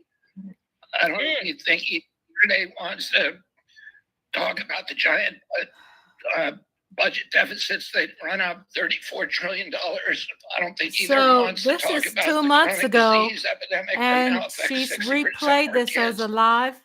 I don't think either of them want to talk about the COVID lockdowns where they shut down 3.3 million businesses with no due process, no just compensation, no scientific citation. Yeah, I saw you was the first to come. You came after Fauci first. You wrote a book on Fauci. Now they starting to drag you. I said, Robert F. Kennedy Jr. been on his ass. Yeah, 41% of Black-owned businesses, Tosh, that closed during the pandemic will never reopen. And a lot of those businesses had 3 generations of equity in them, of hard work, building those businesses for the families. And now those businesses are gone, and they left open Walmart, Amazon, and, that don't pay any taxes and don't contribute to our communities. It was really a catastrophe. They shifted Trump and Biden in 500 days. They created 500 new billionaires, a billionaire a day. They shifted. What is his medical condition? I know that Fauci's hospitalized with West Nile virus. He's still hospitalized? This interview was a few months before. That was before Vice President Harris. Thank you, Miss TR. Huh. But our studio was in Miami. We could have had you in person. Oh, I didn't know you were in Miami. Yeah. Calls for the perfect, ridiculously craveable pairing. Jimmy Dean griddle cakes. Your family's pancakey, sausagey, griddle cakey, sweet and savory favorite. With FanDuel, a 3-week free trial of NFL Sunday Ticket from YouTube TV means more hunches. Buffalo! New customers spend $5, get 200 in bonus bets. Plus, every customer gets a 3-week free trial of NFL Sunday Ticket from YouTube TV. Only from FanDuel, America's #1 sports. I know you're going through a lot. I wonder if you know that we can get help. Let's see how far we can go. Love. Fauci's hospitalized. Sundays in the fall can only mean one thing. Fauci hospitalized. NFL Game Day, which are Sunday, September 8th on NFL Network. We come from a long line of farmers, and there's a sense of pride. There's also a significant amount of pressure. Yeah, right. And then now he's What's a farm without a farmer? Watching the sun come up, that's my time. it just seems like he has a medical condition. And not that I'm holding him against, I just was curious about, what was his condition. Not finding any new news. Yeah, I did hear about that. I was just wondering how Fauci was doing now. You're not going to get it all right. Just make sure you nail the big stuff. Like making sure your kids are in the right seat for their age and size. Get it right at nhtsa.gov/the-right seat. The Seahawks fans kick off the season in style with the 2024 Southbound collection. It's available right now at the Pro Shop. selection of official on-field gear includes both the current and throwback Seahawks style. So gear up like the pros and shop in-store at the landing over the button. I've been telling my grandson's been like, wipe your lens. Okay. Seahawks fans. My grandson's been very, very busy. Jason Myers, his third field goal of the night, making it 37-26. Myers a perfect 7 for 7 on field goals. I wonder why I'm having to wash my lens so often now. That's strange, isn't it? I think it doesn't feel like it's humidity, but maybe it is. It's almost automatic. Almost automatic. We're not going to do that free throw jinx like you did a little bit earlier, like you like to do. No, I gotta bring that up again. How about this crazy stat? Seahawks have 37 points, despite being 0 for 6 on third down conversions tonight. That is a stat. That's usually that. So it's been nearly a week at this point since Donald Trump got on Truth Social, shared the fake Swifties for Trump images that, of course, were generated by artificial intelligence, and he put the caption on there saying, "I accept," basically implying that all of these Taylor Swift fans, possibly even Taylor Swift herself, were endorsing Donald Trump when in reality, these were fake images. Now, again, been almost a week since that happened. And the story, the drama behind it, is actually increasing. Now, usually stories like this come out and then it's like, okay, yeah, whatever, we got to move on. This one is actually picking up steam.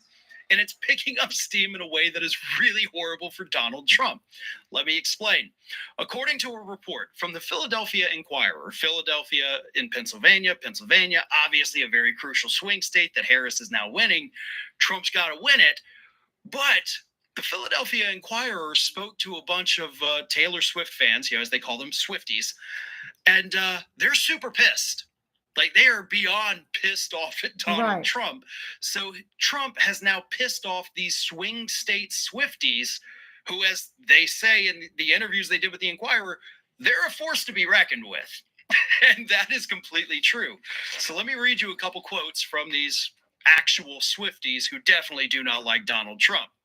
One of them said, "It's kind of just more like infuriating than anything else because people that are fans of her know that it's not true, but people that don't know much about her and see him posting that would just take it at face value."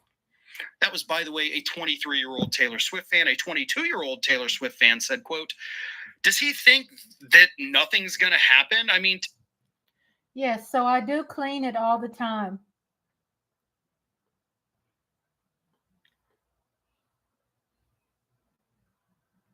Okay. Donald Trump's running mate, J.D. Vance, seems to continue to throw Donald Trump under the bus each and every interview or press conference that he gives. Kind of first and foremost, J.D. Vance gives these speeches in front of these really small crowds and shows that there's zero energy behind him. And there's nothing more that Donald Trump hates than actually seeing zero people attend events. I mean, these events are putrid inside. So that's number one. Number two, I could go on and on about J.D. Vance's childless cat lady comments, J.D. Vance attacking postmenopausal women. I can give you all of that, but we've done videos on that before. Michael Cohen. Michael Cohen has one too that's really good. Recently. The first thing, though, I want to show you, though, and I think this is telling and doesn't get enough attention, right? When you pick a running mate, you are picking a person who you think could assume the presidency of the United States of America,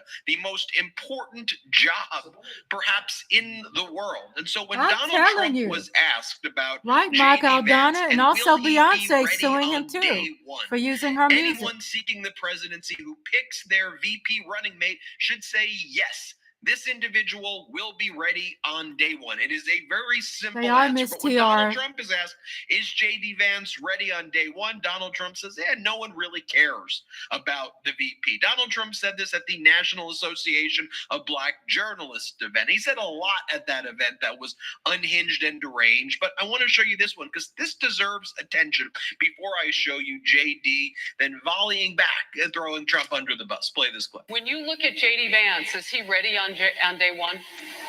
Does he what? Ready on day one. if he has to be. I've always had great respect for him, and for the other candidates too. But I will say this, and I think this is well documented. Historically, the vice president, in terms of the election, does not have any impact. I mean, virtually no impact. All right, so now let's get into some of these statements that were made by J.D. Vance very recently. So here, J.D. Vance goes on You CNN. say Isaac Jake Tapper Hayes' just family basically lets got J.D. this Vance for say whatever using the his heck music J.D. too. Vance wants to say. Listen to what J.D. Vance says, though, when he's given, like, the softball and carte blanche to say anything. Play this clip.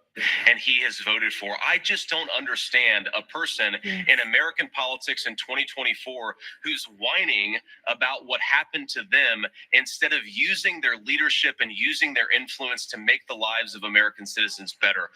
Seriously, J.D. Vance is saying, I don't understand a person in American politics in 2024 who is whining about what happened to them instead of using their leadership and influence to make the lives of American citizens better. He's talking about Donald Trump, but he's actually using projection and saying, what, Vice President Kamala Harris or Governor Walz? There's no one whinier than Donald Trump. I mean, it's the guy who does this. Play the clip. Did you see Barack Hussein Obama last night take little shots? He was taking shots at your president. Oh my God, this man makes me tired. Michelle, you know, they always say, sure, please stick to policy, don't get personal. And yet they're getting personal all night long, these people. Do I still have to stick to policy? Quite literally, all Donald Trump does is whine and whine. And then he whines about people calling him out for whining. Like you saw in that clip, he was whining over what former President Barack Obama called him. Just here's what former President Barack Obama had to say. Play the clip. The people who will decide this election are asking a very simple question. Who will fight for me? Who's thinking about my future, about my children's future, about our future together? One thing is for certain, Donald Trump is not losing sleep over that question.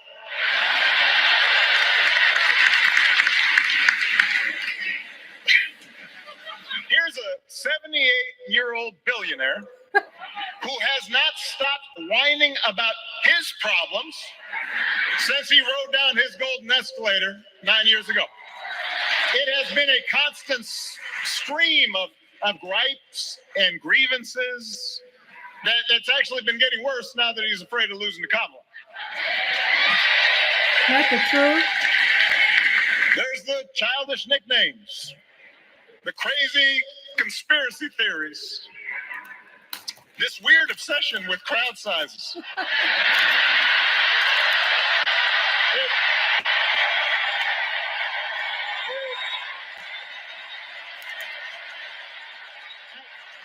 It just goes on and on. Like, J.D. Vance is a never Trump guy. He hates Donald Trump. This is a whole one of his other personalities now. He's claiming to be a Trumper.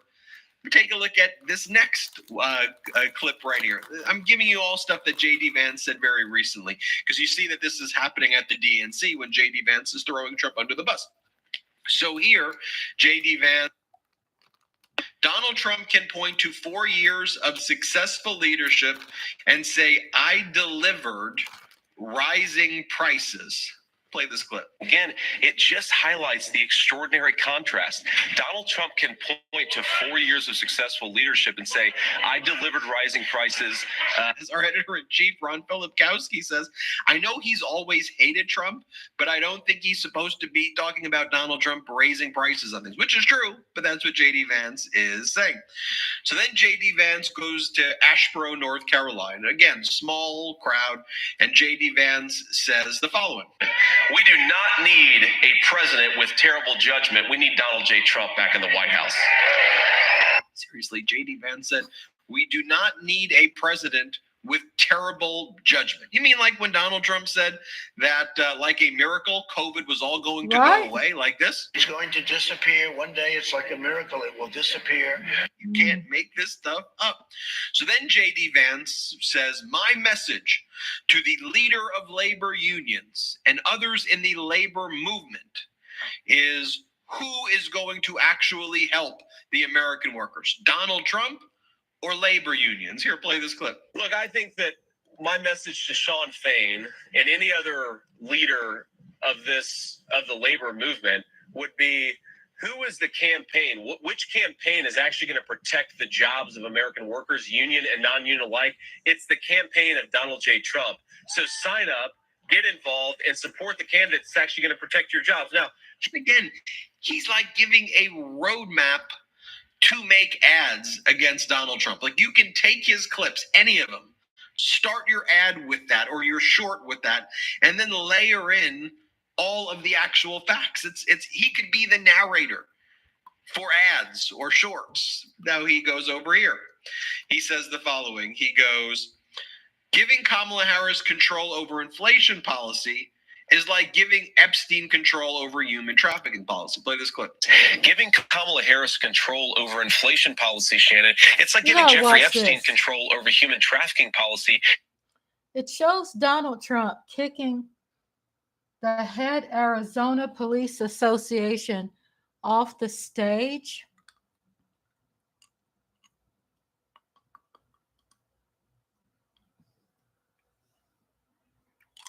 Flowing into our countries, and that's the only ones we know about. Illegal drugs are flowing into this country at an alarm. Flowing into our countries, and that's the only ones we know about. Illegal drugs are flowing into this country at an alarming rate, with only 5% being intercepted at the border. He's kicking him off the stage. You got it. He said, you gotta go. Let me finish up here, please. Whoa. Mr. Trump is also trying to defend his comments last week, where he said that the Presidential Medal of Freedom, which honors civilians, was, quote, much better, unquote. Well, it's 25 seconds. Trump kicks head of Arizona Police Association off stage during flowing into rally. our countries, and that's the only ones we know about. Illegal drugs are flowing into this country at an alarming rate, with only 5% being intercepted at the border. You got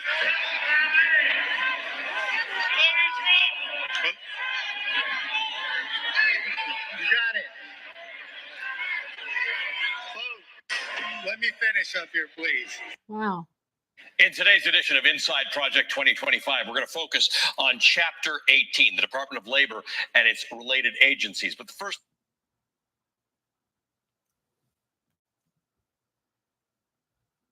I mean, he's just trash.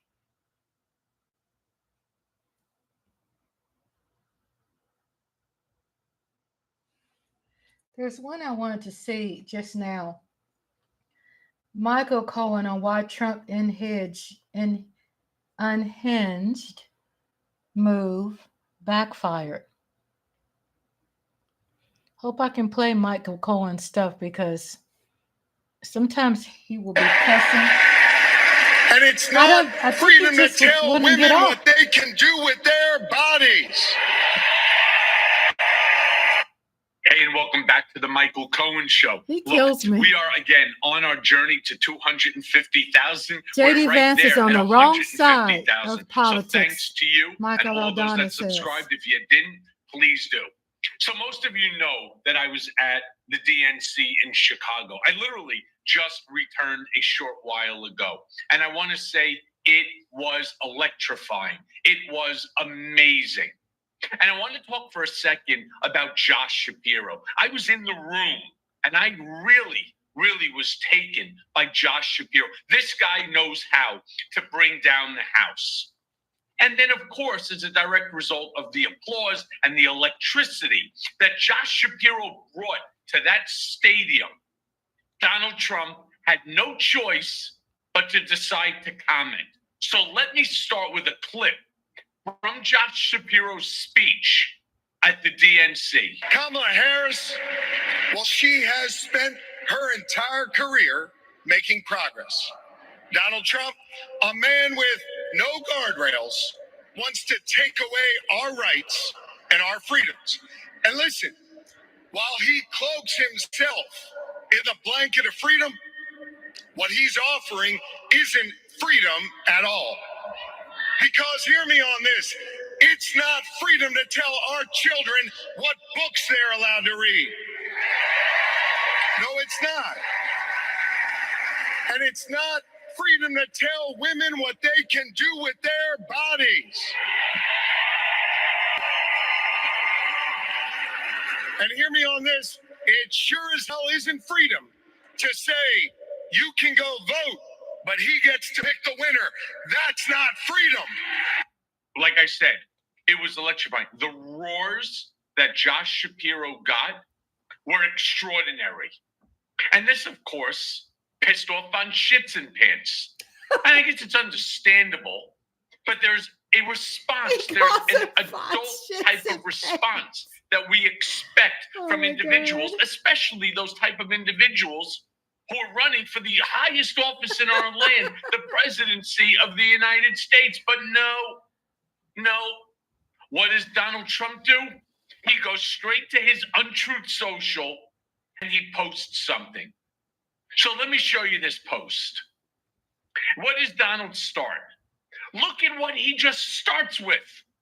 The highly overrated, okay, we've heard that many times before, right? Tish James, every single woman, Fani Willis, all overrated. But here's what he goes. He goes right down into that dumpster. The highly overrated Jewish governor of the great Commonwealth of Pennsylvania, Josh Shapiro, made a really bad and poorly delivered speech talking about freedom and fighting for Comrade Kamala Harris for president. Yet, she hates Israel and will do nothing but make its journey through the complexities of survival as difficult as possible, hoping in the end that it will fail. Take that down for a sec. Let me begin by saying,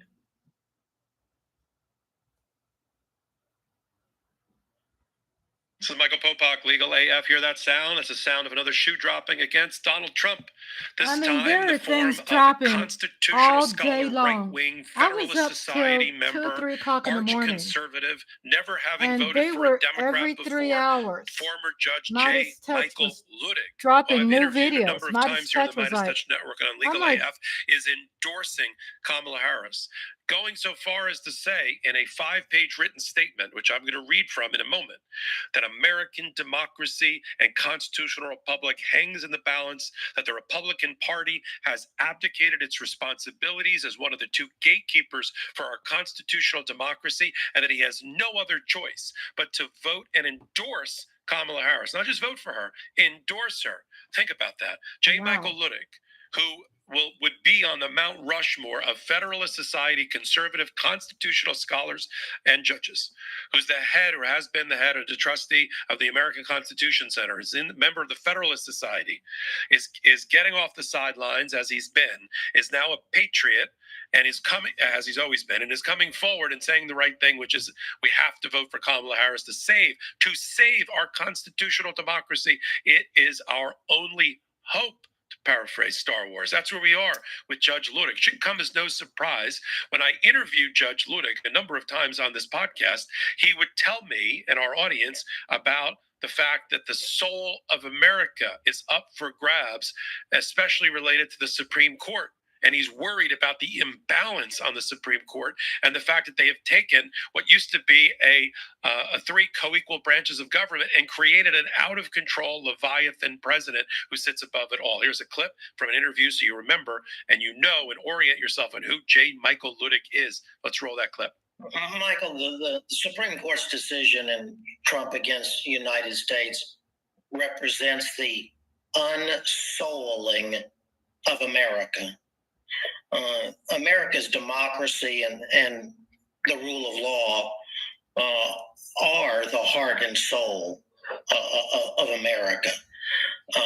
It is our democracy and the rule of law that has made America the envy of the world and the beacon of freedom to the world for almost 250 years.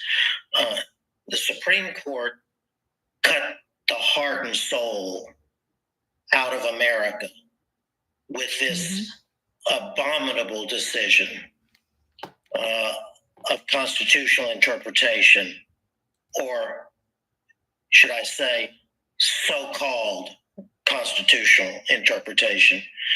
The defining maxim, if you will, of America since its founding has been that in America, no man is above the law. Okay, now let's talk about the evolution of J. Michael Ludick. Judge Ludick is going to be back with me doing an interview, but this was his statement just a couple of days ago endorsing the Vice President of the United States, Kamala Harris. That is actually the title of his piece here. Here we go. Almost 4 years ago, on January 6, 2021, a stake was driven through the heart of America's democracy. These are the words of Michael Ludick. And on that day, American democracy was left teetering on a knife's edge. On that day, the prescribed day for choosing the American president, there was not a peaceful transfer of power in the United States of America for the first time in almost 250 years since the founding of the nation. Because of the former presidents, that's Trump's, knowingly false claims, many Americans, especially young Americans, tragically, have begun to question whether constitutional democracy is the best form of self-government for America.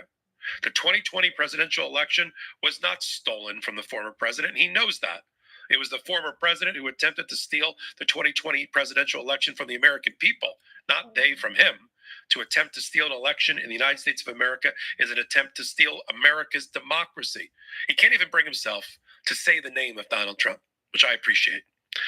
Judge Ludick continues, for the former president to continue to persist in knowingly false claim that the 2020 presidential election was stolen is a profound affront to the American democracy and to the Constitution of the United States, an affront without precedent in all of American history. Yet to this day, still, not only does the former president and now the Republican Party, of which he is the standard bearer, continue to falsely claim that the former president won the 2020 election. He and his party, and this is now Judge Ludick walking away from his party, where the party has left him, defiantly refuse even to pledge that they will honor and respect the vote and the will of the people in the upcoming presidential election. In this defiant refusal, the Republican candidate for the presidency and the Republican Party have literally taken America political hostage, threatening the nation with the specter of another January 6th on January 6, 2025. If the former president again loses, this was just posted 3 hours ago by the vote of the American people. The peaceful transfer of power from one president to the next and the commitment of presidential candidates and their respective political parties to the peaceful transfer are fundamental tenets of the constitutional republic, Judge Ludick wrote as part of his endorsement of Kamala Harris. America's democracy and along with it, its rule of law were almost stolen on January 6th by the former president of the United States, who is today asking us to return him to the highest office. The fact remains to this day that even the loftiest and noblest of policies and policy differences will be comparatively inconsequential. Here comes the endorsement of Kamala, unless and until we Americans bring to an end the war on America's democracy that was instigated by the former president and his allies on Jan 6th. For their part, the former president and the Republican Party have determined to prosecute their war against America's democracy. Think of those words, prosecuting a war, holding America's democracy hostage. Think of the terminology he's using here. That if they continue to prosecute their war, it will be to a catastrophic end. As a consequence, for our part, we the people must bring this unholy war to an end now. He concludes by saying the time for America's choosing has come. It is time for all Americans to stand and affirm that they believe in American democracy, the Constitution, the rule of law, needs to be an and want ambulance for on America hand the for same, Trump. or whether they do I not. pray he It's doesn't have time a heart to attack. stand and take a side, man, is what he's saying really to the don't American care. people. America's two political parties are the political guardians of American democracy. Regrettably, Same. in this They're election, gonna have there is only somebody there one for that. political party and one candidate for the presidency that can claim the mantle of defender and protector of America's democracy, the Constitution, and the rule of law. As a result, I will unhesitatingly vote for the Democratic Party's candidate for the presidency of the United States, Vice President of the United States, Kamala Harris. He assumes that her public policy views are vastly different from his, but he is indifferent to this election as to her policy views on any issues other than America's democracy, the Constitution, and the rule of law, as I believe all Americans should be. There you have it. J. Michael Ludick, constitutional scholar, Federalist Society, right-wing conservative, having never voted for a Democrat before, saying that he has no choice, and Americans have no choice, that this is not a choice between, there's no Hobbesian choice here. He said this is about releasing America's democracy from the hostage taking of the Republican Party. Let's do some brainstorming. What's something that works so well that it's basically magic? Like air conditioning, noise-canceling headphones, meetings-free Fridays. What about selling with Shopify? Shopify is the global commerce platform that helps you sell at every stage of your business, from the launch your online shop stage to the first real-life store stage, all the way to the did we just hit 1 million orders stage? Shopify's there to help you grow. Whether you're delivering daily news digest and hot takes on law and politics, or serving up sensational scoops, Shopify helps you sell everywhere. From their all-in-one commerce platform to their in-person POS system, wherever and whatever you're selling, Shopify's got you covered. Shopify helps you turn browsers into buyers with the internet's best converting checkout, up to 36% better compared to other leading commerce platforms, and sell more with less effort thanks to Shopify Magic, your AI-powered all-star. Shopify makes it easy for you to show up exactly the way you want to. Customize your online store to your style with gorgeous, flexible templates and powerful tools. Once you start selling, Shopify makes getting paid simple by instantly accepting every type of payment. And Shopify grows with your business no matter how far or big you grow, thanks to an endless list of integrations and third-party apps, anything you can think of, from on-demand printing to accounting to chatbots, everything you need to revolutionize your business. What I love about Shopify is how it turbocharges your dreams to make them a reality, so that no matter how big you want to grow, wants to be head chief. He just doesn't you need to take control want to go to prison. I agree. Business to the next level. And Mike Aldana said that's a bold move from someone who's a member of the Federalist Society. Exactly. Very, very bold move. Mike Aldana and Miss TR says, I don't think Trump, I think he wants, like you said, I agree. There to support your success every step of the way. But I think he feels he has the need to win that.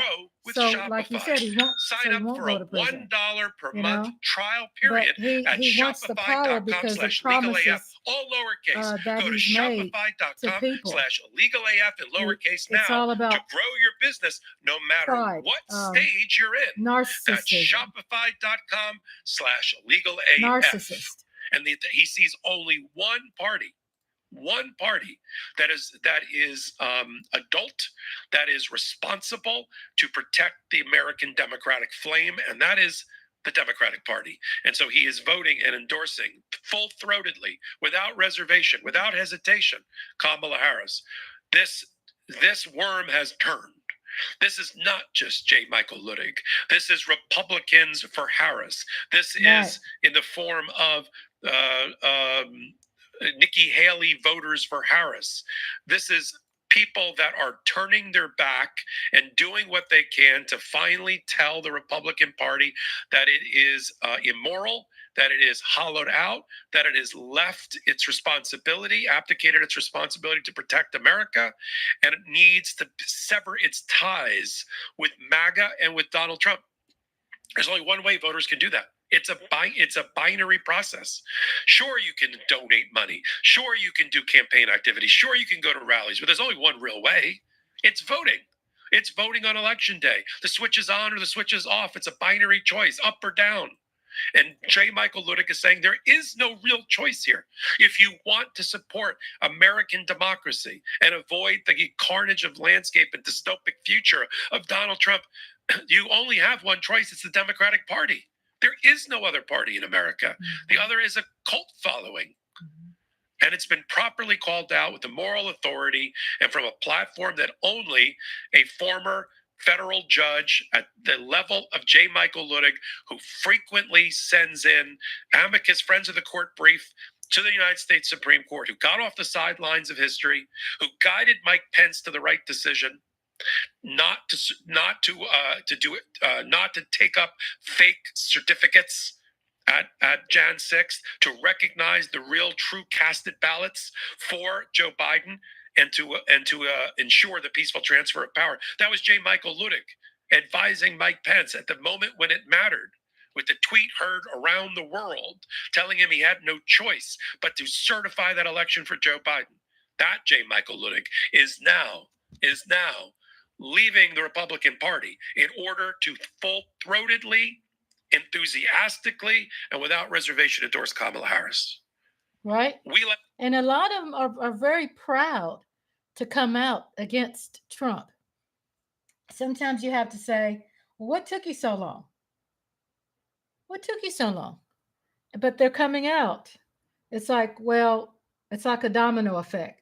One person says something, other person says something, and they're all just falling to This pieces. is Democracy Watch. Mark, Donald Trump keeps saying that he doesn't even need votes to win the election, suggesting that he has other ways of interfering with the results. My instruction, we don't need the votes. I have so many votes. We don't need votes. This is what I don't need any Michael votes. We Dana got says all the the votes we Federalist need. I don't Society need is a votes. very We don't need conservative votes. group. We got more But votes than Trump's version, anybody's MAGA of the ever had. Republican You don't have Party, to vote. Don't worry about goes voting. against The voting, we got plenty of everything votes. that the Federalist Society stands for, constitutional-driven society. You know, Trump did not want to run as a Republican This is a truly strange thing to tell people, when he right? got presidency. Don't vote. I don't need your vote. I don't want your vote. That's I mean, the all the best. surface level weirdness is, worth noting. Having a new position on literally anything you can think of as soon as any random rich guy tells you to, that's a weird thing. I want to read also, Ms. TR says, I think many of the Republicans will vote Democrat on the DL. When the curtain is closed, they can flip their vote and no one would know. Well, it's true. And also there's a lot of people who, I'm trying to find the words. I don't know if there's a nice word I could say. There's a lot of people that are digging into people's business and telling their circles who's voting for who, because it's public knowledge, right?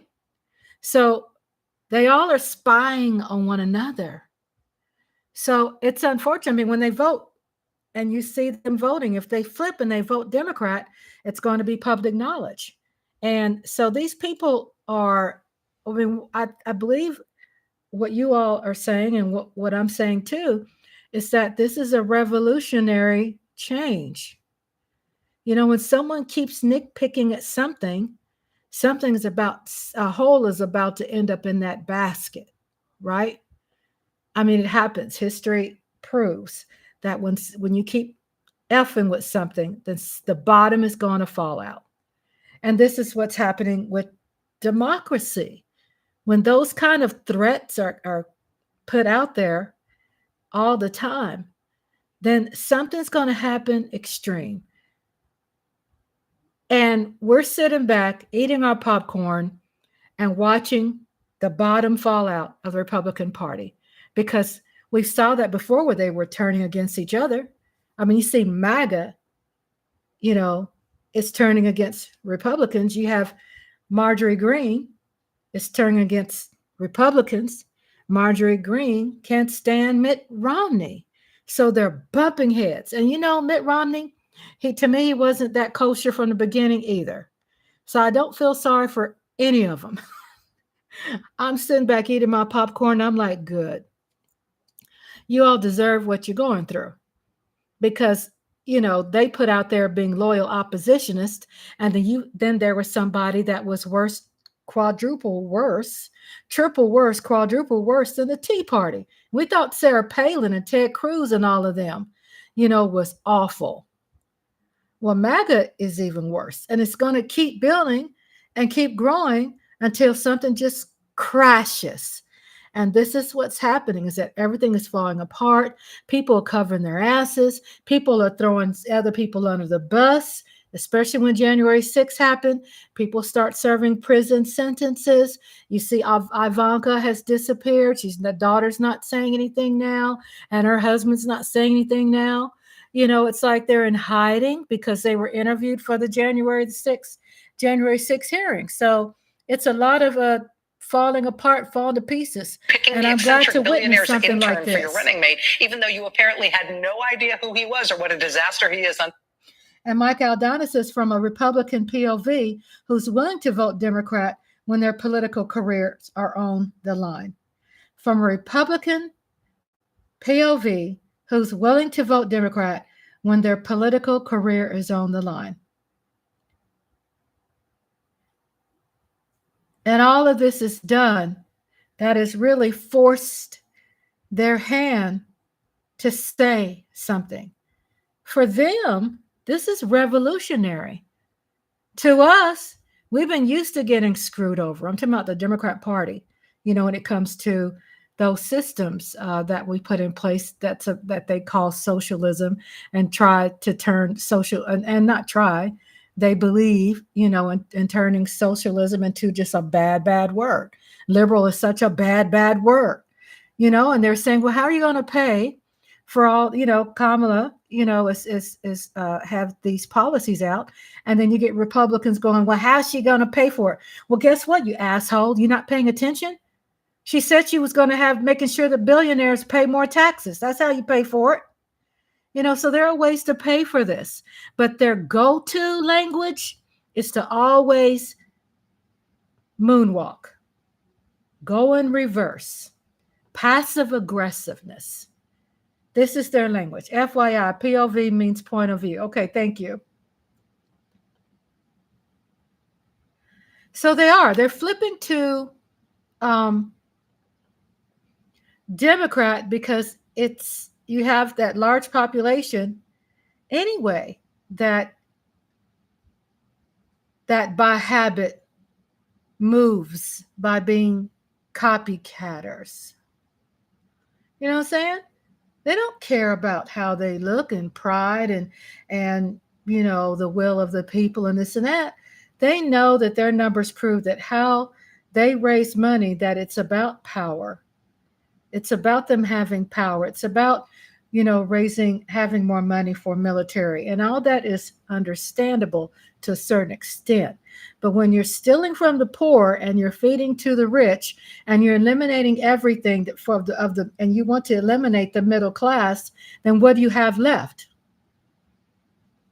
They want to have one social class to run the world, really.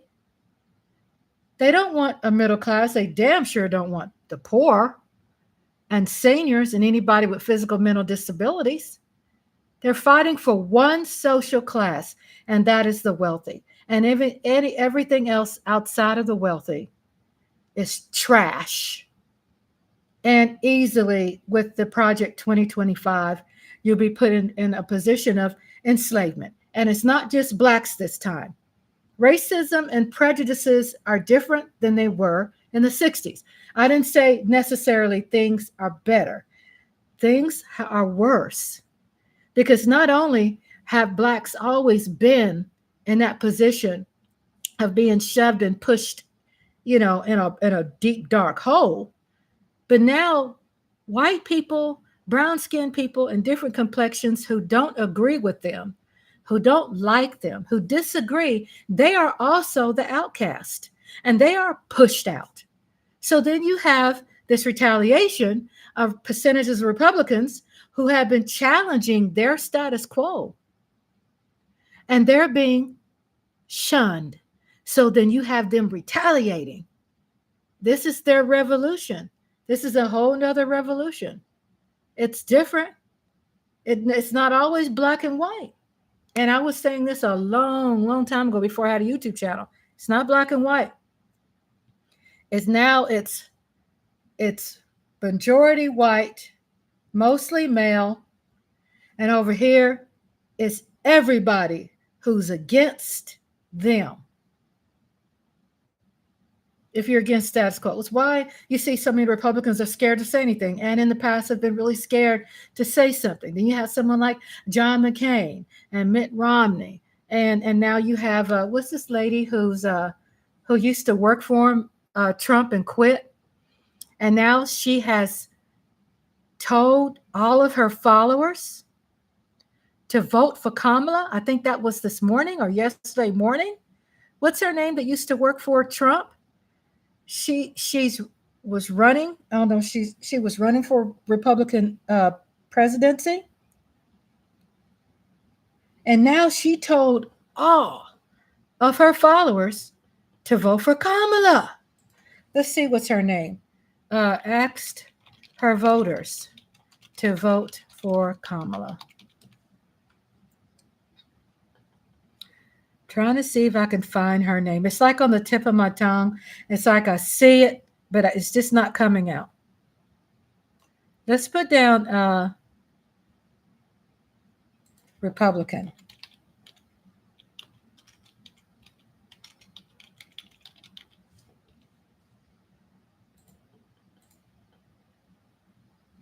I'm looking it up right now. I'm trying to see if I could find her name. And she used to work for, and she quit working for Trump, presidential candidate, need name.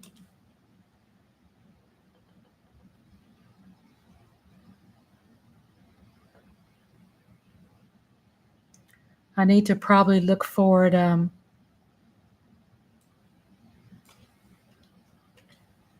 Need her name.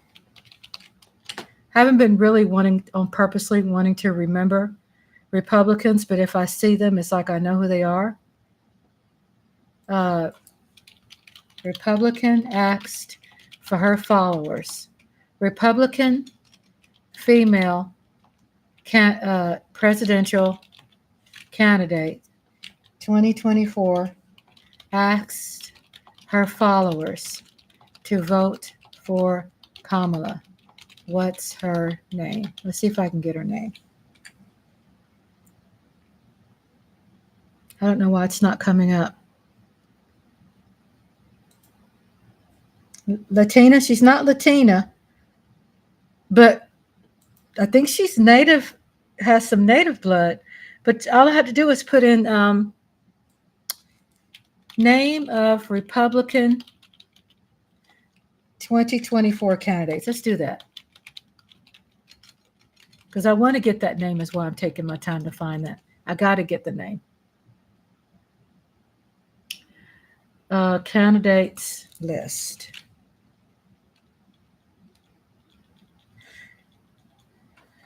Candidates list.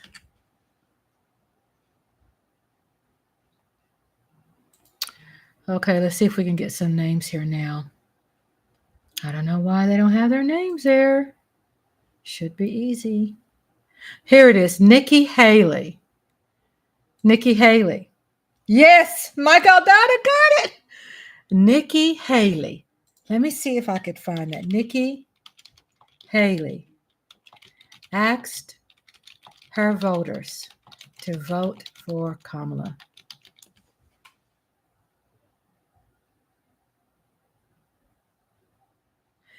Kamala Harris picks up support from former Nikki. Okay, well, this says Kamala Harris picks up support from former Nikki Haley voters. During 2024, former UN Ambassador Nikki Haley picked up a considerable amount of anti-Trump vote. Republicans who've grown tired of the former president.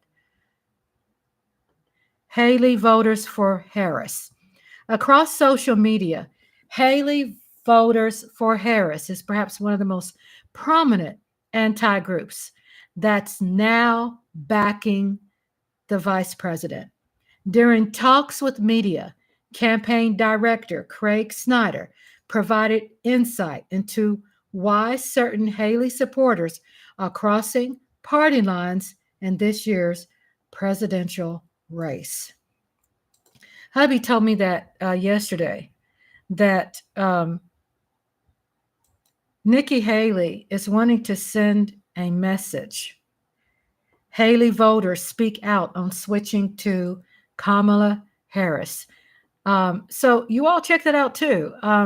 Some people who cast votes for United States Ambassador Nikki Haley in the Republican Party are not sticking with the GOP now that former President Donald Trump is a nominee, but are instead backing Vice President Kamala Harris.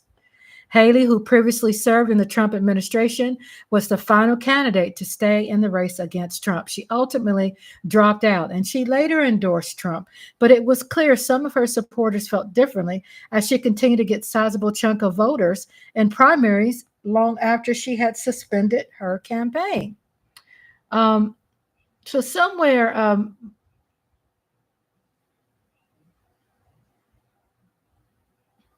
they're talking about Muslim women abruptly withdraws from support of Trump.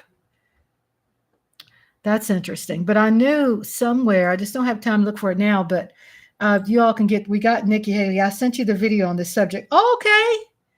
Let's see.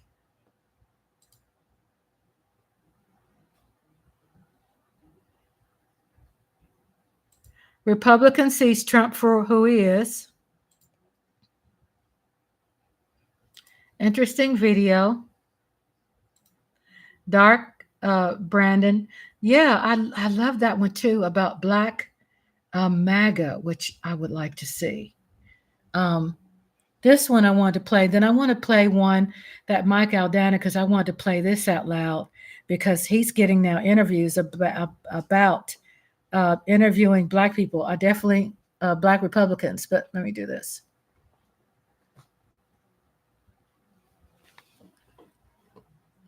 Television, all of this is weird.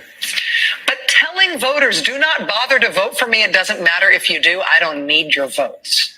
That is a thing that should prick up your ear. Right. That's what I want you all to hear about, how Trump has went out and said, I don't need your votes. Okay. And she's going to explain that.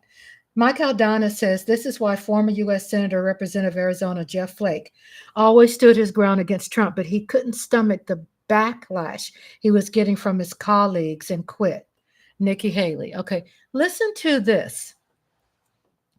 That I'm so glad to pull up, and I've gotten inspiration from you all, because I thought I was going to really lay low, but y'all bring it out of me because it's in me. It's not hidden. It's just, I love it. I do. I truly love politics. I don't like the bad politics that affects me personally and people who I love and people out there in the world that I care about.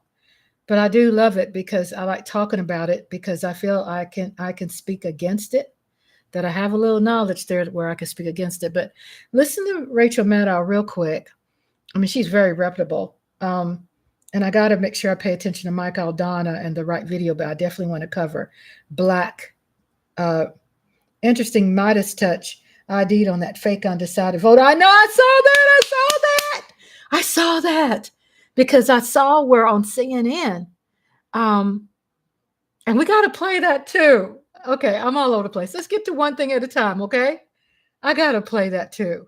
Don't let me forget that, Mike Aldana. This was crazy. I found it and played it for my husband this morning. And where these independent, this I guess they call it a focus group, a collected group of independent voters were together on CNN and talked about how the speech, they were asked, how does Kamala's speech affect their vote now? And found out the Black man that was on there, he was investigated by Midas Touch and found out he was a fraud. Yeah. So what I was playing with Rachel Maddow was when she talks about Trump talking about telling his voters that you don't need to vote, think about that. Nobody, as long as I've read history, that someone has said they don't need your vote. So what's the deal? Rachel Maddow's going to break that down.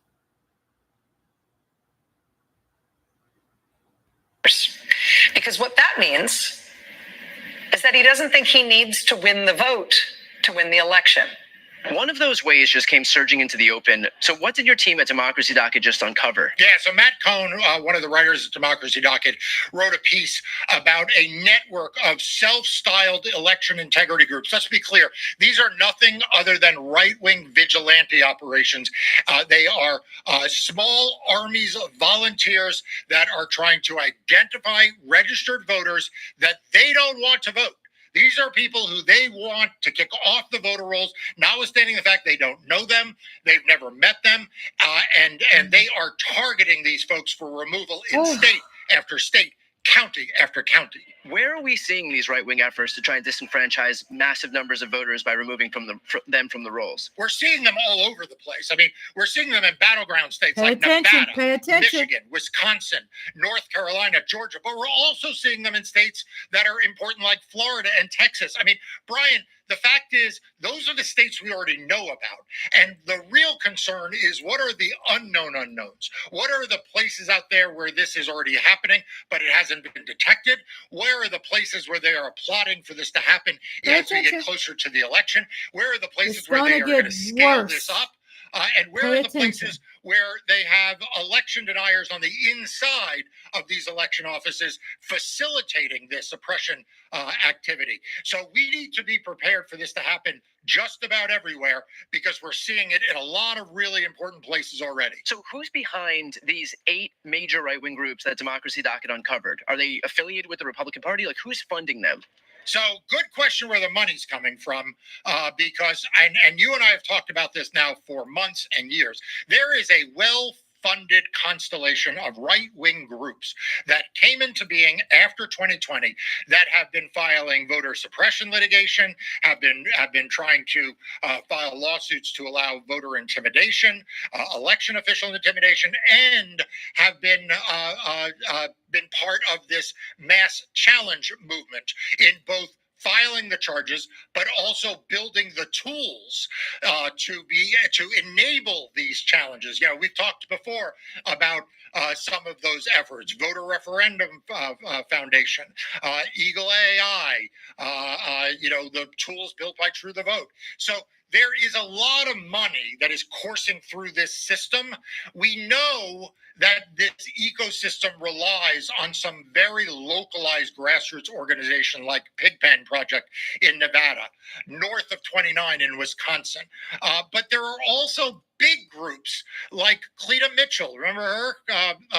Cleta Mitchell's backed Election Integrity Network, True the Vote, which I mentioned. A newcomer, at least a newcomer to me, in this fight, something called the United Sovereign Americans. And of course, that doesn't sound great. But we're seeing big groups, small groups, all working towards a common aim. And, in some places, we know the Republican Party is working with them. So we have to assume that this is Trump inspired and MAGA directed and probably integrated in some way with Trump and the RNC. In theory, election officials should have some obligation to try and prevent this. So are they trying to prevent this attack on voters? So look, I mean, I think that it's a mixed bag. I mean, in some places, yeah, they are. I mean, in Nevada, you have seen the Secretary of State and the AG really do an exemplary job in pushing back on this. We have seen pushback on this in some other states. But honestly, in states like Georgia, one of the reasons why Georgia has turned into kind of the national scandal that it has is because the legislature keeps enabling this activity. They keep passing rules to make these challenges easier. Right. And we know what the state board of elections is like in Georgia with the 3 Trump-endorsed MAGA members that keep passing more bad rules around certification. So, in some states, yes, they're pushing back. In some states, they're enabling it. And of course, we also have to worry what's happening at the local level, at the county level, Right. where some counties, again, are very vigilant in really protecting voting rights. And in other counties, they have been infiltrated by election denialers.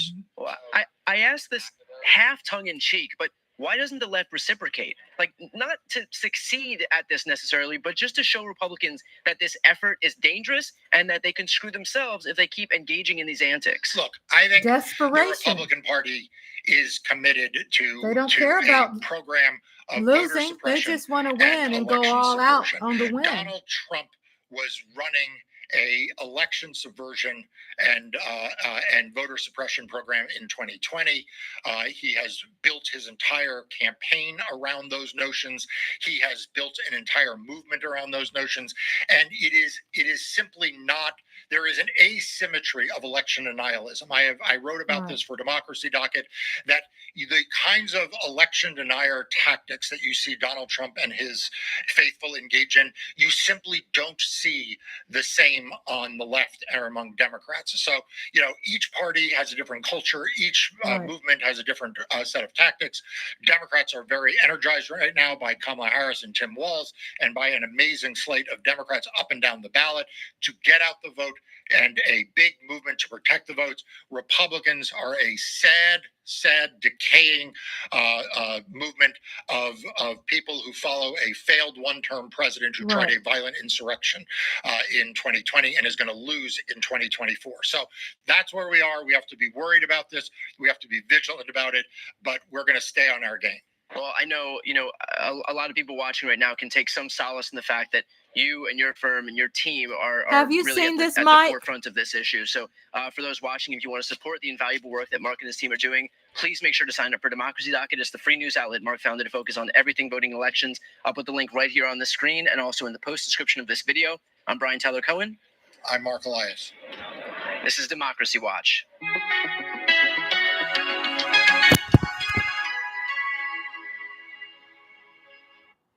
I've been really staying on top of or trying to stay on top of a lot of these, especially saying I've been really trying to stay on top of all this news because we know what's going on.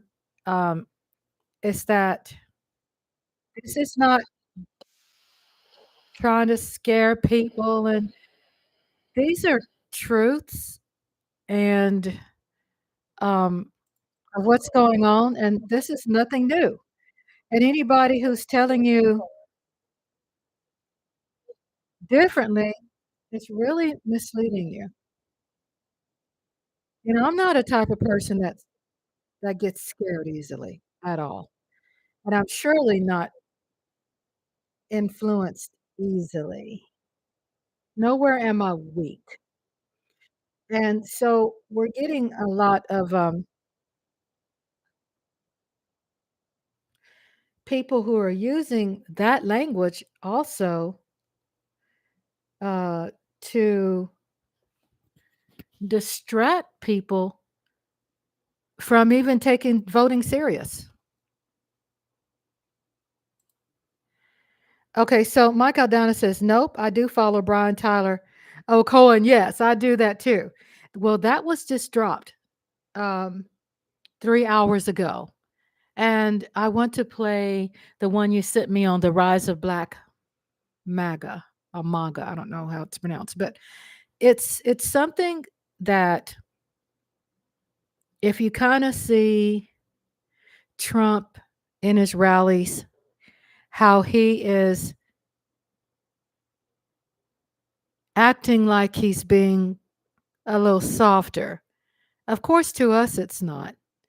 But you can see he seems, because he's really upset with whoever is in his ear telling him not to talk about the Obamas, not to do this, not to do that, keep focused on, policies and, don't talk about people, don't talk about women. And he's really upset about that. And he's even turning against his own people in his circle. And he's asking the people at the rally, so what do you think I should do? Should I listen to them or should I just let them have it? Let these people have it like the Democrats. Can I just go all out and, go against being, I guess, a decent, respectful person? It's just really fishy because I don't believe their persuasion of anybody rocking a Republican position, whatever they say. And sometimes, people say, well, I give such and such credit. I'm the kind of person I give them no credit because it's not what they're presenting. If they're presenting and trying to sell you something, it's not that. It's another agenda. That's something that we can't even identify with and can't even relate because we're just not wired that way. That's not our profession.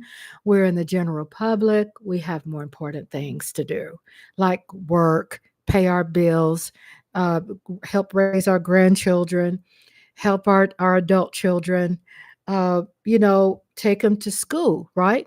And those beautiful distractions, they take advantage of. So let's say, oh, they know that the average working everyday person's working their ass off, then they'll slip something through the cracks because they know everybody's working. But what kills me, Obama has been saying this over and over and over again, especially when he was presidency, and he was highly ignored. He was highly ignored by all races, and I'm not saying by everybody. But most people are like, those groups that plant seeds of disinformation and misinformation, there is a lot of money put out to do that, to affect the elections. And what's really serious that people must understand is that I can't believe I'm saying this, but I am. I've lived long enough to see some mess go down when it comes to elections. And it's always around the year when we vote a president in. That every year, who remembers the hanging tags, with Bush and Clinton's vice president? Remember that? And that supposedly, well, not supposedly, it was probably one of the biggest controversies ever. And we thought that was pretty bad. And then what happened to Hillary Clinton in that election? I'm not saying when, like Republicans are doing, oh, when Democrats lose, they want to cry. It ain't that lighthearted. It's very detrimental because the proof is being shown to the American people. The proof is being shown. Evidence is being shown. January 6th is evidence that how Trump's people try to buy the votes and, lie with Georgia and those numbers there. Every election is detrimental, and understand it does get worse every year because the crime has elevated. The way to do the crime, the intelligence that's involved has elevated. They're not going to use the same style 4 years ago. So it's very detrimental about them, dropping all these names from the voting rolls. I read on vote.org that over 8 million people registered to vote this year. 8 million. Within the last couple of weeks, 500,000, 500,000. 500,000 registered. Do you know what that means? That Republicans and those groups that we just heard about on Brian Tyler Cohen, for which Mike Aldana wrote, and then Miss TR says, me too, Mike, me too. He's telling you these operations that are put in place to affect the vote. Yo, when not you all in the chat room, but out there who's sitting in the cut, how many times do we have to go through still bumping our heads and really trying to get to a point where, oh my God, this stuff is real. It's not fake. It's not paranoia and all this kind of stuff. I mean, this is real every 4 years, and this goes way back. And it's the same kind of template. It's the same kind of talking points. It's the same damn thing. It's just more elevated. The crimes are more advanced. They dug somewhere and found some old laws, and they blew the dust out of them, and they're using those laws for which their state, like Texas, has never been able, because it's always been Republicans, they've never been able to eliminate, or we have never been able to eliminate the lynch law, because that's still in full effect here. Like laws that are so deep, there's dust on them on purpose, because they don't want anybody coming up with a topic and start digging this stuff up, blowing the dust off of them and bring it back up for re-legislation, to be rewritten, to have a new argument to protest against, because they hide them until around elections. They pull them out, blow the dust, and they come back at you. Let me let you read. Let me let you see this stuff. This stuff is crazy. I'm here to show my support as a black man for Trump. Pollsters can't get enough of them. The historic levels of support the Republicans are getting from black folk under Trump. Donald Trump is cozying up to them. Let me give you a... And the RNC was full of President Trump, we have the greatest economy in our lifetime. America is not a racist country.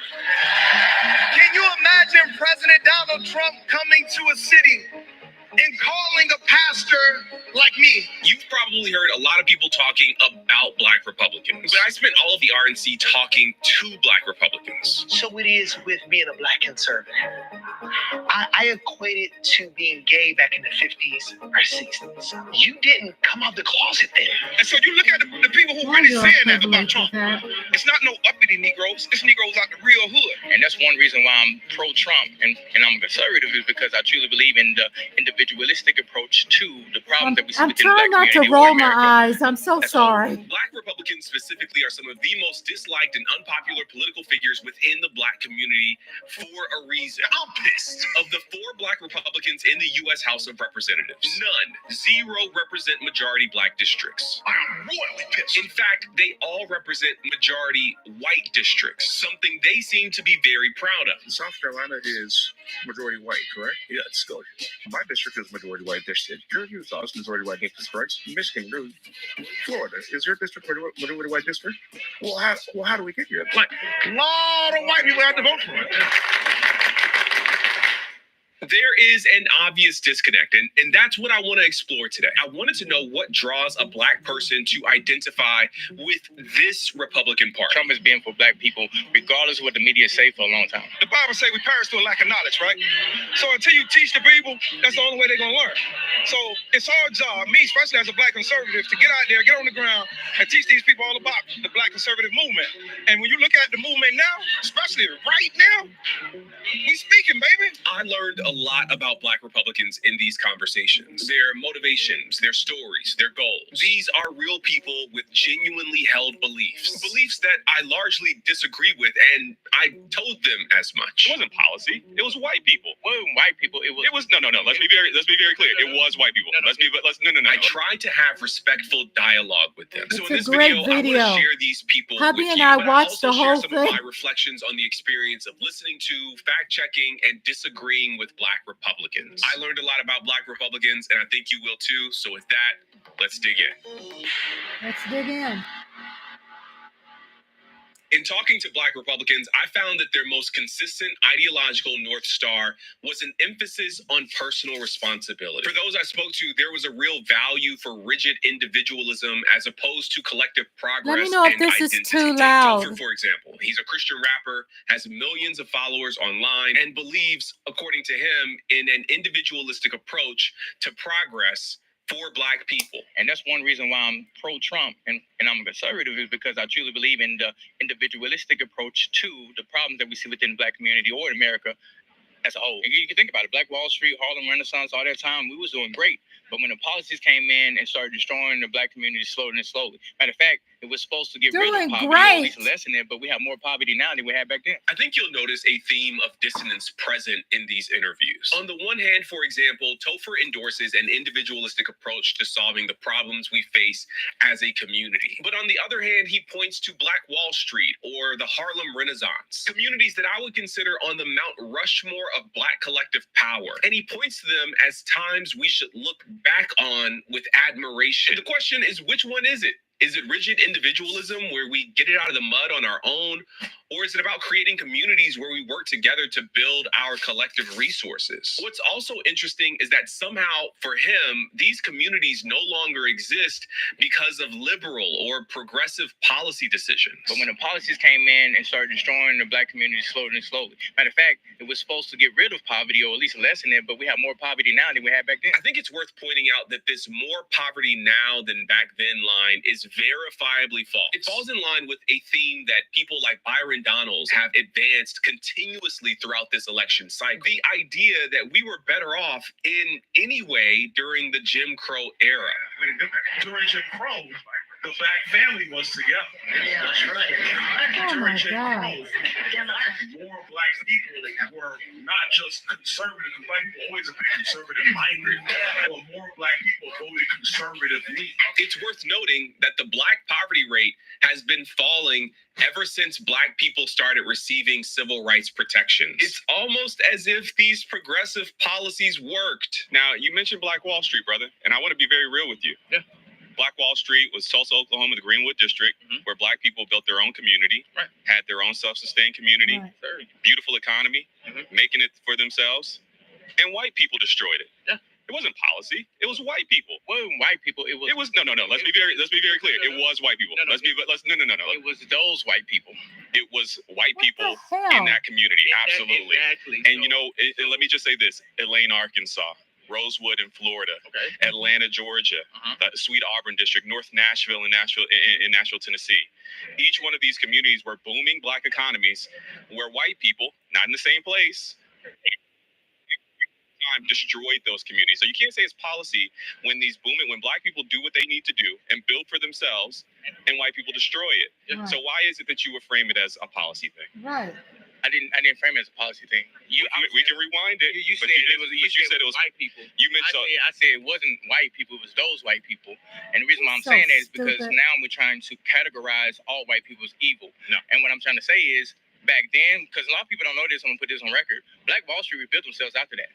4 years after that, Black Wall Street rebuilt everything they had, and they prospered for the next 40 years until policy came in and destroyed it because they decided to build a freeway over their town, and that destroyed. So what I'm saying is, if we look at policy and the cultural essence of most things, right? It's not just policy, it's culture. I was trying to draw a distinction between the nature of progressive policy, like the Civil Rights Act, or Supreme Court decisions to overturn segregation, and white supremacist policy, like destroying Black communities. But the subject kept changing. Lucky for you, I actually made a video about Tulsa, Oklahoma's Greenwood District. It was definitely white racism that destroyed Black Wall Street and other Black communities through explicitly racist acts of state-sanctioned violence. This is why an accurate, full telling of history is so important. Black oppression and Black progress have always had a collective quality to them. Black people have been, throughout American history, targeted as a group, from slavery to black codes to Jim Crow to mass incarceration to anti-inclusion efforts today. But we've also made progress by harnessing the power of collective action during Reconstruction and the Civil Rights Movement, and even today during the black-owned business boom. From LBJ, that's why you say we're having these Negroes voting Democrat for the next 200 years. But all those policies have not done what they promised. We don't even know Would you what agree? policies I would are. not agree. So you think don't we're even better know off what as black people policies now are. than we were before LBJ passed those policies? Yes, brother, we can vote. Right. Without the threat of violence. Are you talking about the Civil Rights Act of 1964? Is that what you're describing as a negative thing? I'm not saying the Civil Rights Act of 1964 was. I'm talking about. That's LBJ. I just want to be clear. That's LBJ who you said, were we better off before LBJ? LBJ signed the Civil Rights Act of 1964. I'm talking about the war on poverty. I just want to answer that one. I want to answer that specific one first. Was the Civil Rights Act of 1964 bad I thing? agree with the Civil Rights Act of 1964. Thank you. But at the same time, You don't I'm know what he's also talking about. feel like this. I prefer dangerous freedom over peaceful slavery.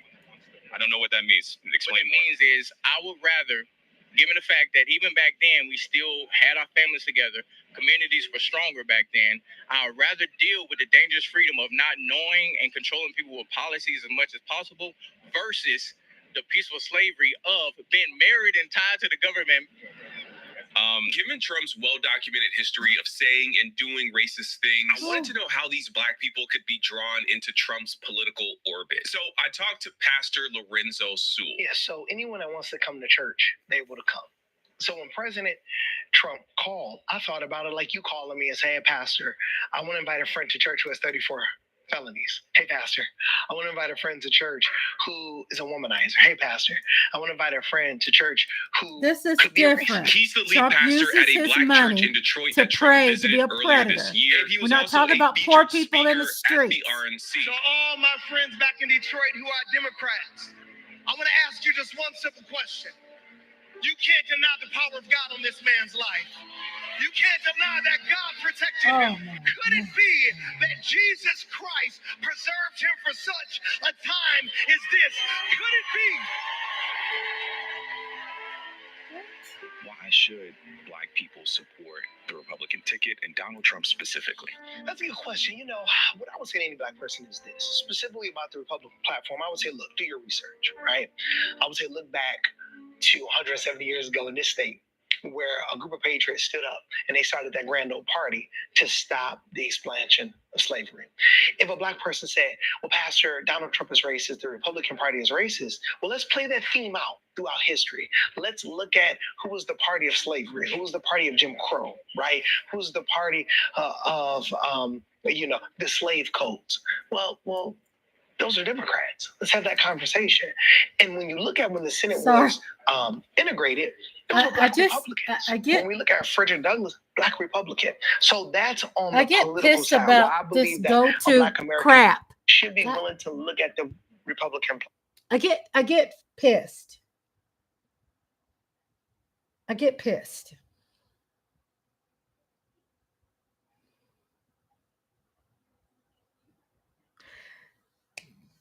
The Dixie Brat.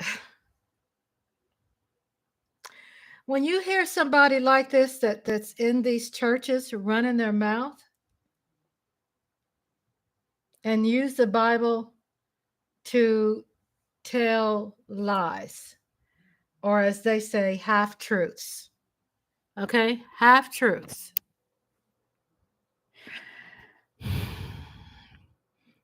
That the Republican Party used to be like Democrat. And then Civil Rights Movement came. Lyndon Baines Johnson signed that into law. And the face of the Democrat Party and Republican Party changed. So they can continue to go back and go, oh, well, Frederick Douglass was Republican. Dr. Martin Luther King were Republican. And they're telling you half-truths. They're not telling you how the party was in that time. And how, like today, you have politics that break. And most of the times, we try to want to believe, when politics break, when it becomes broken, that something better comes from it. So this BS, this preacher who has the power of the mic, who's talking to people, and then the parties changed. The parties changed. I mean, when you have a Democrat Party that seemed to be like this, they both had, residue of just honestly garbage. But then, in order to understand the law, in order to get things done, and if you're going to be voted in, or if you're going to try to protect people like Dr. Martin Luther King and try to go to court, then you have to use the law to help defend people, to protect yourself, because Dr. Martin Luther King got arrested a lot of times. So, and it wasn't just him, it was like a large group of people, including white people, who came together to try to help in all situations, whether you were imprisoned or in jail, or you were at the counter and you were protesting. I mean, it was like a very organized situation, which I wish we had it organized like that today. And you got too many people. Everybody wants to be a chief. You know what I'm saying? Everybody wants to be a leader, and no one wants to follow nobody. I mean, we have to follow somebody. Not everybody can be a leader, but the parties change. And civil rights changed a lot. And then Democrats found their identity. They found an identity, and they said, this is what we're going to be. And that's the revolution. But you don't hear anybody talking about that in simple terms. Do you know how much research I look online? You know how much I look at, and I just don't hear anybody talking about that. Maybe I need to be the one to write to leaders to have them to break that down. Maybe it's something they just don't want to use as a distraction right now. And I get that. But when is it time?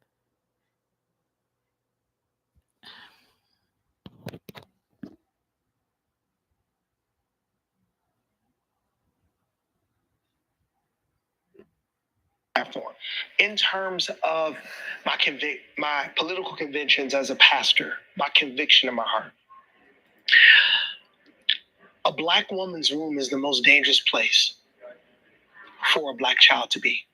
So, if a black American, specifically a black woman, my conversation would be, give our black babies a chance. Look at the Republican Party in terms of President Donald J. Trump. This is what I would say. Give our black babies a chance. Look at the content, right? Don't look at the man, look at the mission, right? Don't look at his past. Look at what your agenda is for your community in the future. Conservatives are leading the charge to I did see this video before. It just blows my mind every time I hear it. Interventions in California, affirmative action, diversity, equity, and inclusion. These are all issues that pertain directly to the people that I know that you serve, is your community. Why should they support the party behind the hindrance, the advancement of the very things that I know you stand for? Sure. Black people that I know, that I represent, that I've had these conversations with, they don't want to be put in a position because they're black. There's not one black person what the hell are you talking about? That will say to me, Lorenzo, I deserve this position because I'm black. But I want to, you know that that's not what DEI is. DEI is about fair hiring practices, opening up opportunity, like creating pathways. But you're smart. You're an intelligent man, and those that would say this, I believe he's a con artist. It costs more money not to hire the person who's the best than to be racist. It actually costs more money. So if you're the best at what you do, right? And let's just say I'm a racist. So let's just say that, let's play that out, right? And let's just say, hey, there are 20 white guys that are not as competent as you. I'm not going to pick you. Okay, he said he was a drug dealer, right? Drug dealers are the best salesmen. I mean, we could disagree or agree, but they are the best salesmen. They can sell anything. So he's supposed to be a former drug dealer, but his salesmanship hasn't changed. He's still selling crap. Best con man, exactly. because you're black. It's going to cost me more money. They don't even know that this qualified person exists, right? Sure, I hear you. The pathways are the problem. And a lot of what diversity, equity, and inclusion is doing is creating those and helping to clarify those pathways. And so framing it as an unqualified person getting the job when we know, you and I both know, that there are plenty of qualified Black people or Latino people or women who don't end up with jobs. 100%. And I agree with you. I do think relationships and proximity matter. In his book, The Grift, Clay Cane details the history of how Black conservatives have thrown Black people under the bus to get ahead personally. From Black Republicans like Isaiah Montgomery and Booker T. Washington to modern Black Republicans like Clarence Thomas, Clay Cane makes the case that the modern Black Republican is likely, if not assuredly, a grifter, a person who is doing that which is politically expedient rather than doing what is right, doing whatever they need to do to get that all expenses paid. That's why the book I'm reading on Fridays is called Dark Princess, written by W.E.B. Du Bois. W.E.B. Du Bois, the author, clashed a lot with Booker T. Washington. Let me just set that on the table. I'm going to set that right here. To fancy places. I couldn't help but wonder if some of the folks I was talking to fit that description. So I asked Pastor Lorenzo whether or not he was a grifter. In my reporting, I've spoken to Clay Cane, who wrote a book about grifters, how sometimes Black Republicans will align themselves with political power for their own personal advantage. Sure. What do you say to a person who says, hey, like, you're a talented, gifted person, but we didn't necessarily know who you were, but now you're speaking on one of the biggest platforms in the world tonight? Quite frankly, I don't need another opportunity to speak.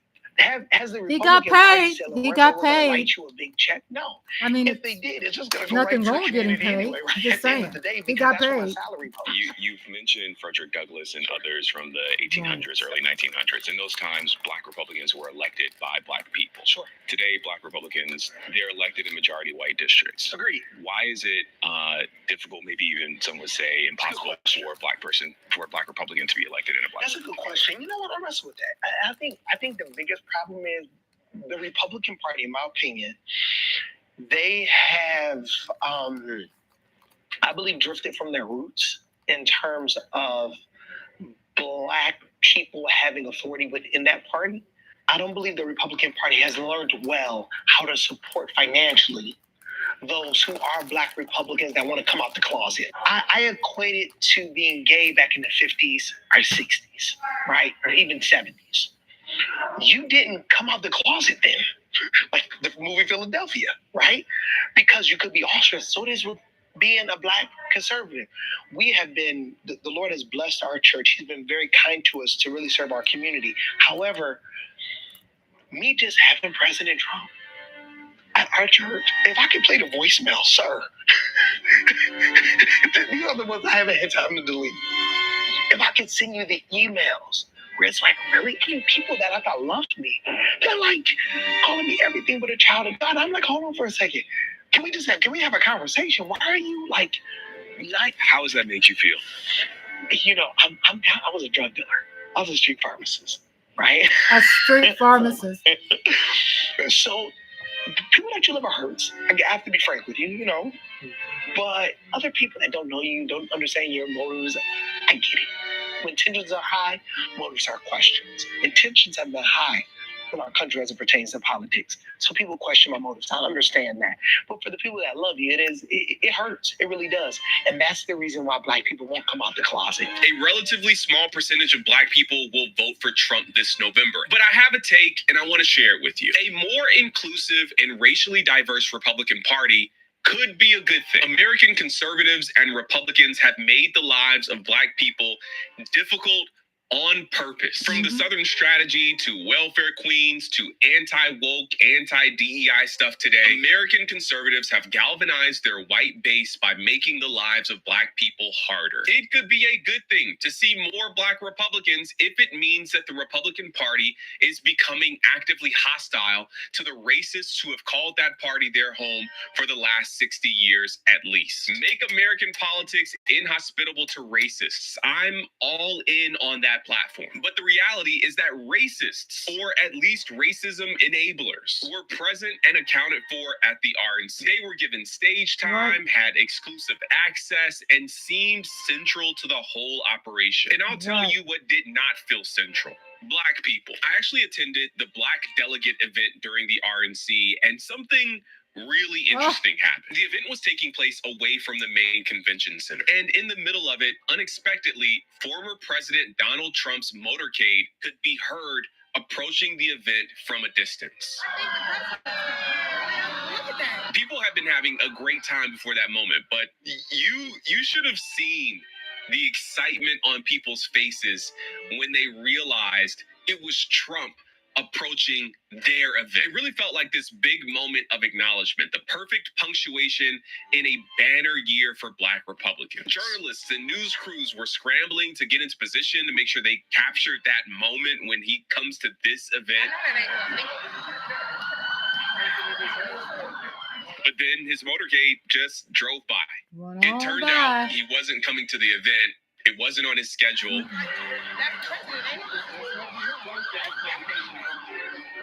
It just happened to be along his route. He waved at us. The disappointment for this group of Black Republicans was tangible and kind of poetic. And I think that's my big concern with the future of the Republican Party. The RNC had quite a few drive-by acknowledgments that Black people exist, but little to no substantive action plans for how they would show up and be present with and for this community. And if I'm honest with you, I think that's on purpose. The only way the Republican Party becomes this ideologically conservative but racially inclusive big tent party is if there is a fundamental rejection of the people and policy and practice they currently hold as sacred, near and dear to their political vision. As long as the GOP makes racial justice I'm playing one more video after this one. Against a That's a majority of must Black watch. people will never vote for the party. After As this long one. as teaching Black history is woke, as long as race-conscious solutions to race-conscious problems are demonized, as long as they commit to denying racism's impact on society, Black people, by and large, are not going to vote for them. But these guys may. Right. And that might be good enough for them. That man did a really excellent job. The next one I'm going to play, it says, absolutely surreal. Former Trump aide opens up about her role at the DNC. And it's an email that Mike Aldana sent me that I found quite fascinating. And I'm hoping I'm showing all of them that Mike Aldana sent me too. But I thought this was something that enough is enough. the On perfect January thing to 6th, show. she endorsed Kamala. Scores of Democrats are here in Chicago making the case for Kamala Harris, but last night an unusual sight on the convention stage as some prominent Republicans offered their endorsement. Trump's former press secretary, a self-described true believer in his agenda, who refused, she says, to peddle his election lies and said enough is enough on January 6th. She endorsed Kamala Harris. CNN's own Anna Navarro used the story of her childhood to highlight the threat she says Trump poses to democracy. I fled communism from Nicaragua when I was 8 years old. And let me tell you what communist dictators do. They attack the free press. They call them the enemy of the people, like Ortega does in Nicaragua. They refuse to accept legitimate elections when they lose and call for violence to stay in power, like Maduro is doing right now in Venezuela. Now, you tell me something. Do any of those things sound familiar? The Republicans at the DNC each came to reject Trumpism in their own unique ways, but their message is the same. Their country comes above a party they no longer recognize. When I was press secretary, I got skewered for never holding a White House briefing. It's because, unlike my boss, I never wanted to stand at that podium and lie. Now here I am, behind a podium, advocating for a Democrat. And that's because I love my country more than my party. My hero, John McCain, taught us to put country over party. John McCain's Republican Party is gone, and we don't owe a damn thing to what's been left behind. So let's turn Republicans the page. flipping. Let's put country first. Let's put adults in the room where our country deserves. Joining me now is a former advisor to Mike Pence, Olivia Troy. She is speaking at the convention tonight. We've spoken so many times, Olivia. I'm going to definitely continue to play this real quick. I just had a statement to make. And if you all have any, please comment so I can read it. We were talking about earlier about Republicans flipping. And what's happening, I said it's a revolution for them. Republicans, whoever they are.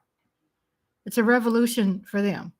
And you have some people who have already made that step before all of this. And probably, no doubt, that they have been really affected financially, casted out of the circle, broke, mental health, everything. Because it is a cult. It is a cult.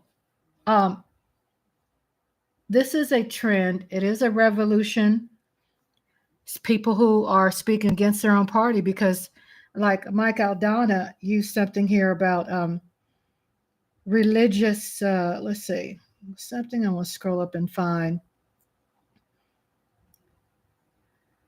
It's something that Mike Aldana wrote when it came to religious organization or something that you wrote. But it pretty much was talking about organized crime in politics, in religion. It was a wonderful word that I saw. I was looking for that to use. But I thought by mentioning that and adding, because I've been just kept being inspired, I'm gonna let this play the rest out.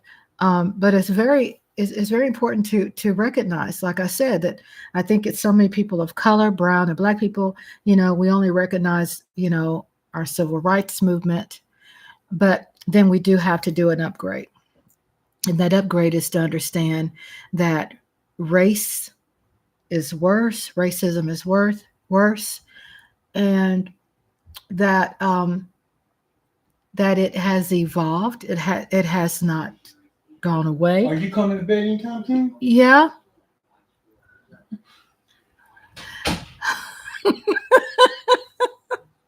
I thought he was trying to scare me again. I felt like a little kid. Are you coming to bed? I'm glad I didn't scream. I'm like, oh, my husband wants me. Okay. All right, let's get on down the road. Let's finish playing this. But that's what I wanted to just have people to think about, that, we talk about, the Black Revolution. Well, what are we going to call this? I mean, we call it what? I mean, we heard the DNC. The DNC is talking about joy. I mean, everything that the DNC hit on was about freedom, joy, the future. Listen to those words. They know that the power of the people are going to win against this other part, because guess what? The Republicans are wanting to be a part of the joy. They wanted to be a part of freedom. It's just they've had a bad teacher. They're following the wrong one. It's a very bad teacher. And a few of them, the ones who have maybe some sense. I mean, I can't even say, well, the judge, I can't even say really that I think he has sense. I think he had sense even when he was still, doing even more racist things and doing the things he did. But understand what's going to be interesting. What's going to happen after this election and their loss. Yes, somebody crushed their spirit. What Mike Aldana said. What's going to happen after the election? A lot of people thinking about, let's get on down the road. Let's get to that point, right? But after the election, watch how Republicans react. The ones who you heard that seem to be, oh, I'm going to vote for Kamala, they flip-flop. That's just their nature. It's their culture. They're proud about it. They're not embarrassed. They're not all this spiritual stuff that we talk about. They're not anything like that. And I've always told people the truth is that it's something that really breaks people's mind that I share. But they have a different God. So many people are talking about these kinds of people that are cult-like thinking. They have a different Jesus. They have a different Christianity because people want to just put everybody in this one thing that it's one Jesus that's crucified. They have a different God. And what they do believe is that the person that they worship is a person, their God supports their ideas. Don't focus on the lies, focus on the eyes, right? They feel that their Jesus and their God supports their supreme position. Is that ours? And it's kind of hard for people to think about that. Oh, I got to break my brain. I thought there's only one God. I feel there is. But then if you see the cult and the church that they go to and the preacher is saying this and they're holding the Bible in their hand, do we worship that too? We don't worship that. I mean, ours is different. More of something like idols, like worshiping an idol. So Misty R says they start scheming against Madame Vice President Harris and set her to fail, like they did former President Obama, and so forth and so forth. And it was like when you had the CIA, it's called COINTELPRO, COINTELPRO, COINTELPRO. That's nothing I'm making up. If you look it up, I'm not trying to teach anybody anything. I'm not trying to tell y'all anything. I'm just sharing what I've learned. COINTELPRO. And it's COINTELPRO. It's what was built by the CIA. This is real. I'm not being an extremist. I'm not being an extremist.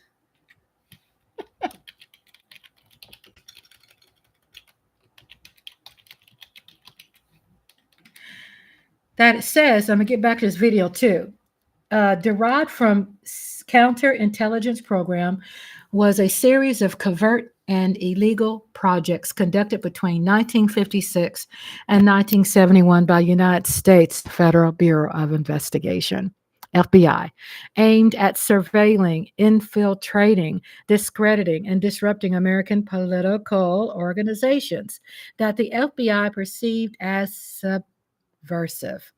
Groups and individuals targeted by the FBI included feminist organizations, the Communist Party USA, anti-Vietnam War organizers, activists in the civil rights and Black Power movements such as Martin Luther King Jr., the Nation of Islam, and the Black Panther Party.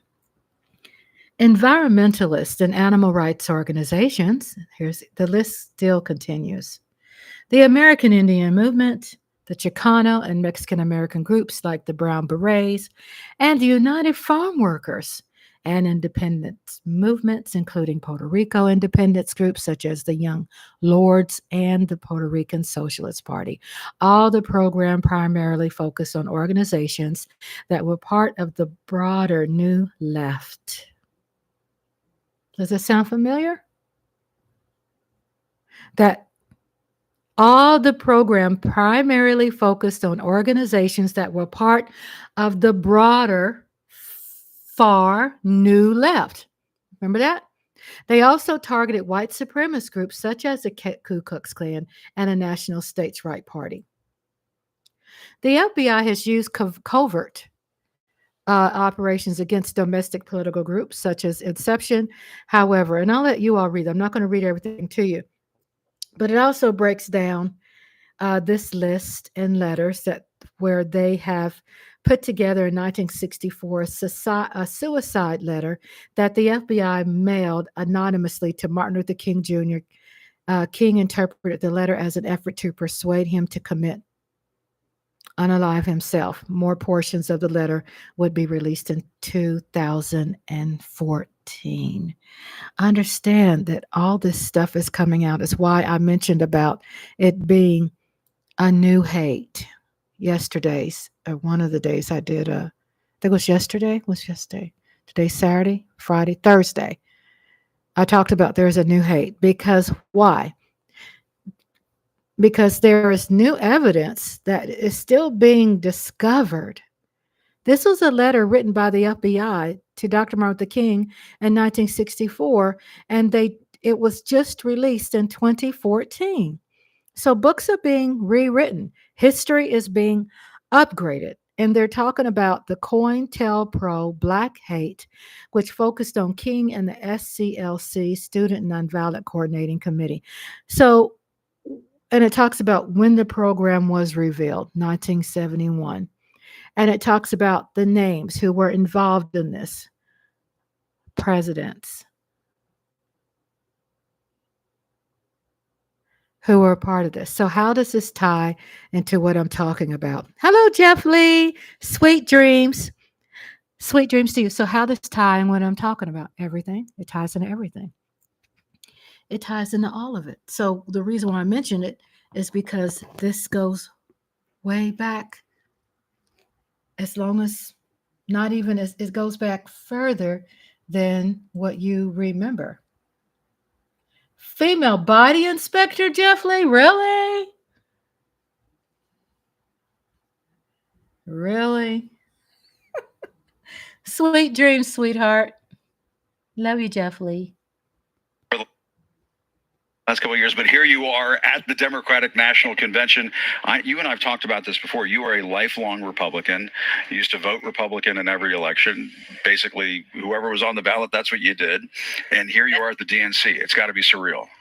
It's absolutely surreal. I mean, I can't believe we're sitting here in the convention center and I'm about to talk before Democrats, right? The last convention I went to was in Philadelphia for the RNC. Back in the day, I was still an RNC staffer at the time. That's how long it's been. So, yeah, it's an emotional moment. But I think what you're seeing is all of us coalesce and say it's country over party. And we are hoping to pave a better and brighter future for the American people, because those of us who have lived it, like Stephanie Grisham said, we know what Donald Trump really is. We've heard all the comments, everything he's done, and I'm here because I truly believe that Kamala Harris and Tim Walz are going to take us down a better path. And let's listen to a little bit of what your former colleague Stephanie Grisham had to say last night. I wasn't just a Trump supporter. I was a true believer. He used to tell me, "Doesn't matter what you say, Stephanie. Say it enough and people will believe you." Behind closed doors, Trump mocks his supporters. On January 6th, at least tweet that while peaceful protest is the right of every American, there's no place for lawlessness or violence. She replied with one word: no. Yeah, Olivia, I mean, you and I have talked about January 6th, the way former President Trump handled that day, mishandled it that day, talk about it in that fashion. But the thing that stood out to me, and maybe Stephanie has told this story before, but I had not heard it, where she said that Trump used to refer to his supporters as basement dwellers. Yeah, and I was in the room when he said, I don't want to shake hands with those dirty people, those disgusting people. So I think, you have his former press secretary saying this is what he thinks of his supporters. I personally detest the fact that he speaks of them in that way because it's so disrespectful. And what I think what really breaks my heart is just how much they rally around someone who really just doesn't care about them, like has complete disregard, has no identification with the middle class or the working class. And I think that's the contrast, right? You have Donald Trump on that ticket, J.D. Vance, who's constantly attacking women, and you have Kamala Harris and Tim Walz, who are saying, we know what it's like to work through college. I worked my way through college. Like they can identify, right? He was, he supported farmers. Tim Walz was a coach, all these things that make me think of my dad. Honestly, my dad was a lifelong truck driver, and I see myself like identifying with this ticket and so different. But, I do want to bring something up that Stephanie Grisham talked about last night. Yeah. That was very personal for me. She talks about what Donald Trump said when he went to go visit the ICU when there was an emergency and that it was all a media moment and what he wanted the cameras in there. What she's talking about, because I've had that conversation with her, she's talking about the day of the El Paso shooting. Wow. And, her and I have talked about that, what she was seeing from her perspective while I was living it, briefing Mike Pence about what was happening in the Walmart, while also telling people in the White House that my aunt was in that Walmart that day. And so I say that because as an American, think of me outside of just not a former Trump official. Think about being just a human being in that situation and seeing the president of the United States, and hearing him talk that way and thinking about that fact that like, these are the people from your hometown community. And that could have been my aunt in the ICU. She was just very lucky that day that someone pulled her away. She saw the shooter. And to think that that's very real for me and the staff, because I know that Stephanie and I have had emotional conversations about that. And Olivia, I suspect that a lot of Trump supporters out there would say, oh, you're a member of the deep state, or you're a never Trump Republican. Can you talk about how much you have personally put on the line speaking out like this? Yeah, I gave up my entire career. I have, I spent almost 20 years working in national security as an intel officer. I started my career in Republican politics and then left and sort of decided this is what I want to do. I want to serve. And, when you serve your country, you serve under various administrations, regardless of politics. And I can say, I know that I went in and day out, worked hard, was there to truly serve the American people, help Mike Pence, help the administration. And so, they can accuse us of saying that. All we're doing is telling the truth, and everyone that worked with us there knows it. They know exactly what it is. Do you wish Mike Pence were here? That would be amazing. Would you wish he would say more, speak out more? I do. I mean, there's no one else that has lived what Donald Trump and the danger that he poses more than him. I have seen him in very moments of crisis where he had to navigate how we were going to handle Donald Trump and how we were going to not let him derail things that we were trying to do when we were trying to help the American people, especially during times of COVID. Again, in mass shooting situations that were actually hate crimes and domestic terrorism here that I had to cover because I was, I covered that portfolio, and how we had to carefully navigate. How do you message in a moment that requires true leadership to the American people while also countering the fact that it's the person sitting in the Oval Office at the time who's actually driving some of the hate crimes and some of these incidents that are happening in the country by the rhetoric that he's using and by the rhetoric that a lot of these more far-right Republican leaders are using. And they're still using it today. Yeah. Well, we'll see you talking about some of this tonight. Olivia Troy, great to see you as always. Thanks. Really appreciate it. Thanks so much. Thank you so much. I enjoyed you all tonight. Thank you for being here. I appreciate it. And we're going to have some more conversations. A lot of conversations. As long as we are alive, we have to talk about this. And a shout out to Mike Aldana for being here. Thank you so much for sharing those emails with me. A shout out to Ms. TR for sharing information with me and helping me keep my channel lit. And shout out to Jeff Lee and Lola and Reese's Pieces and everybody who stopped by and popping in and sitting in the cut. Daydream 1990s. Appreciate you all. And I'll see you soon.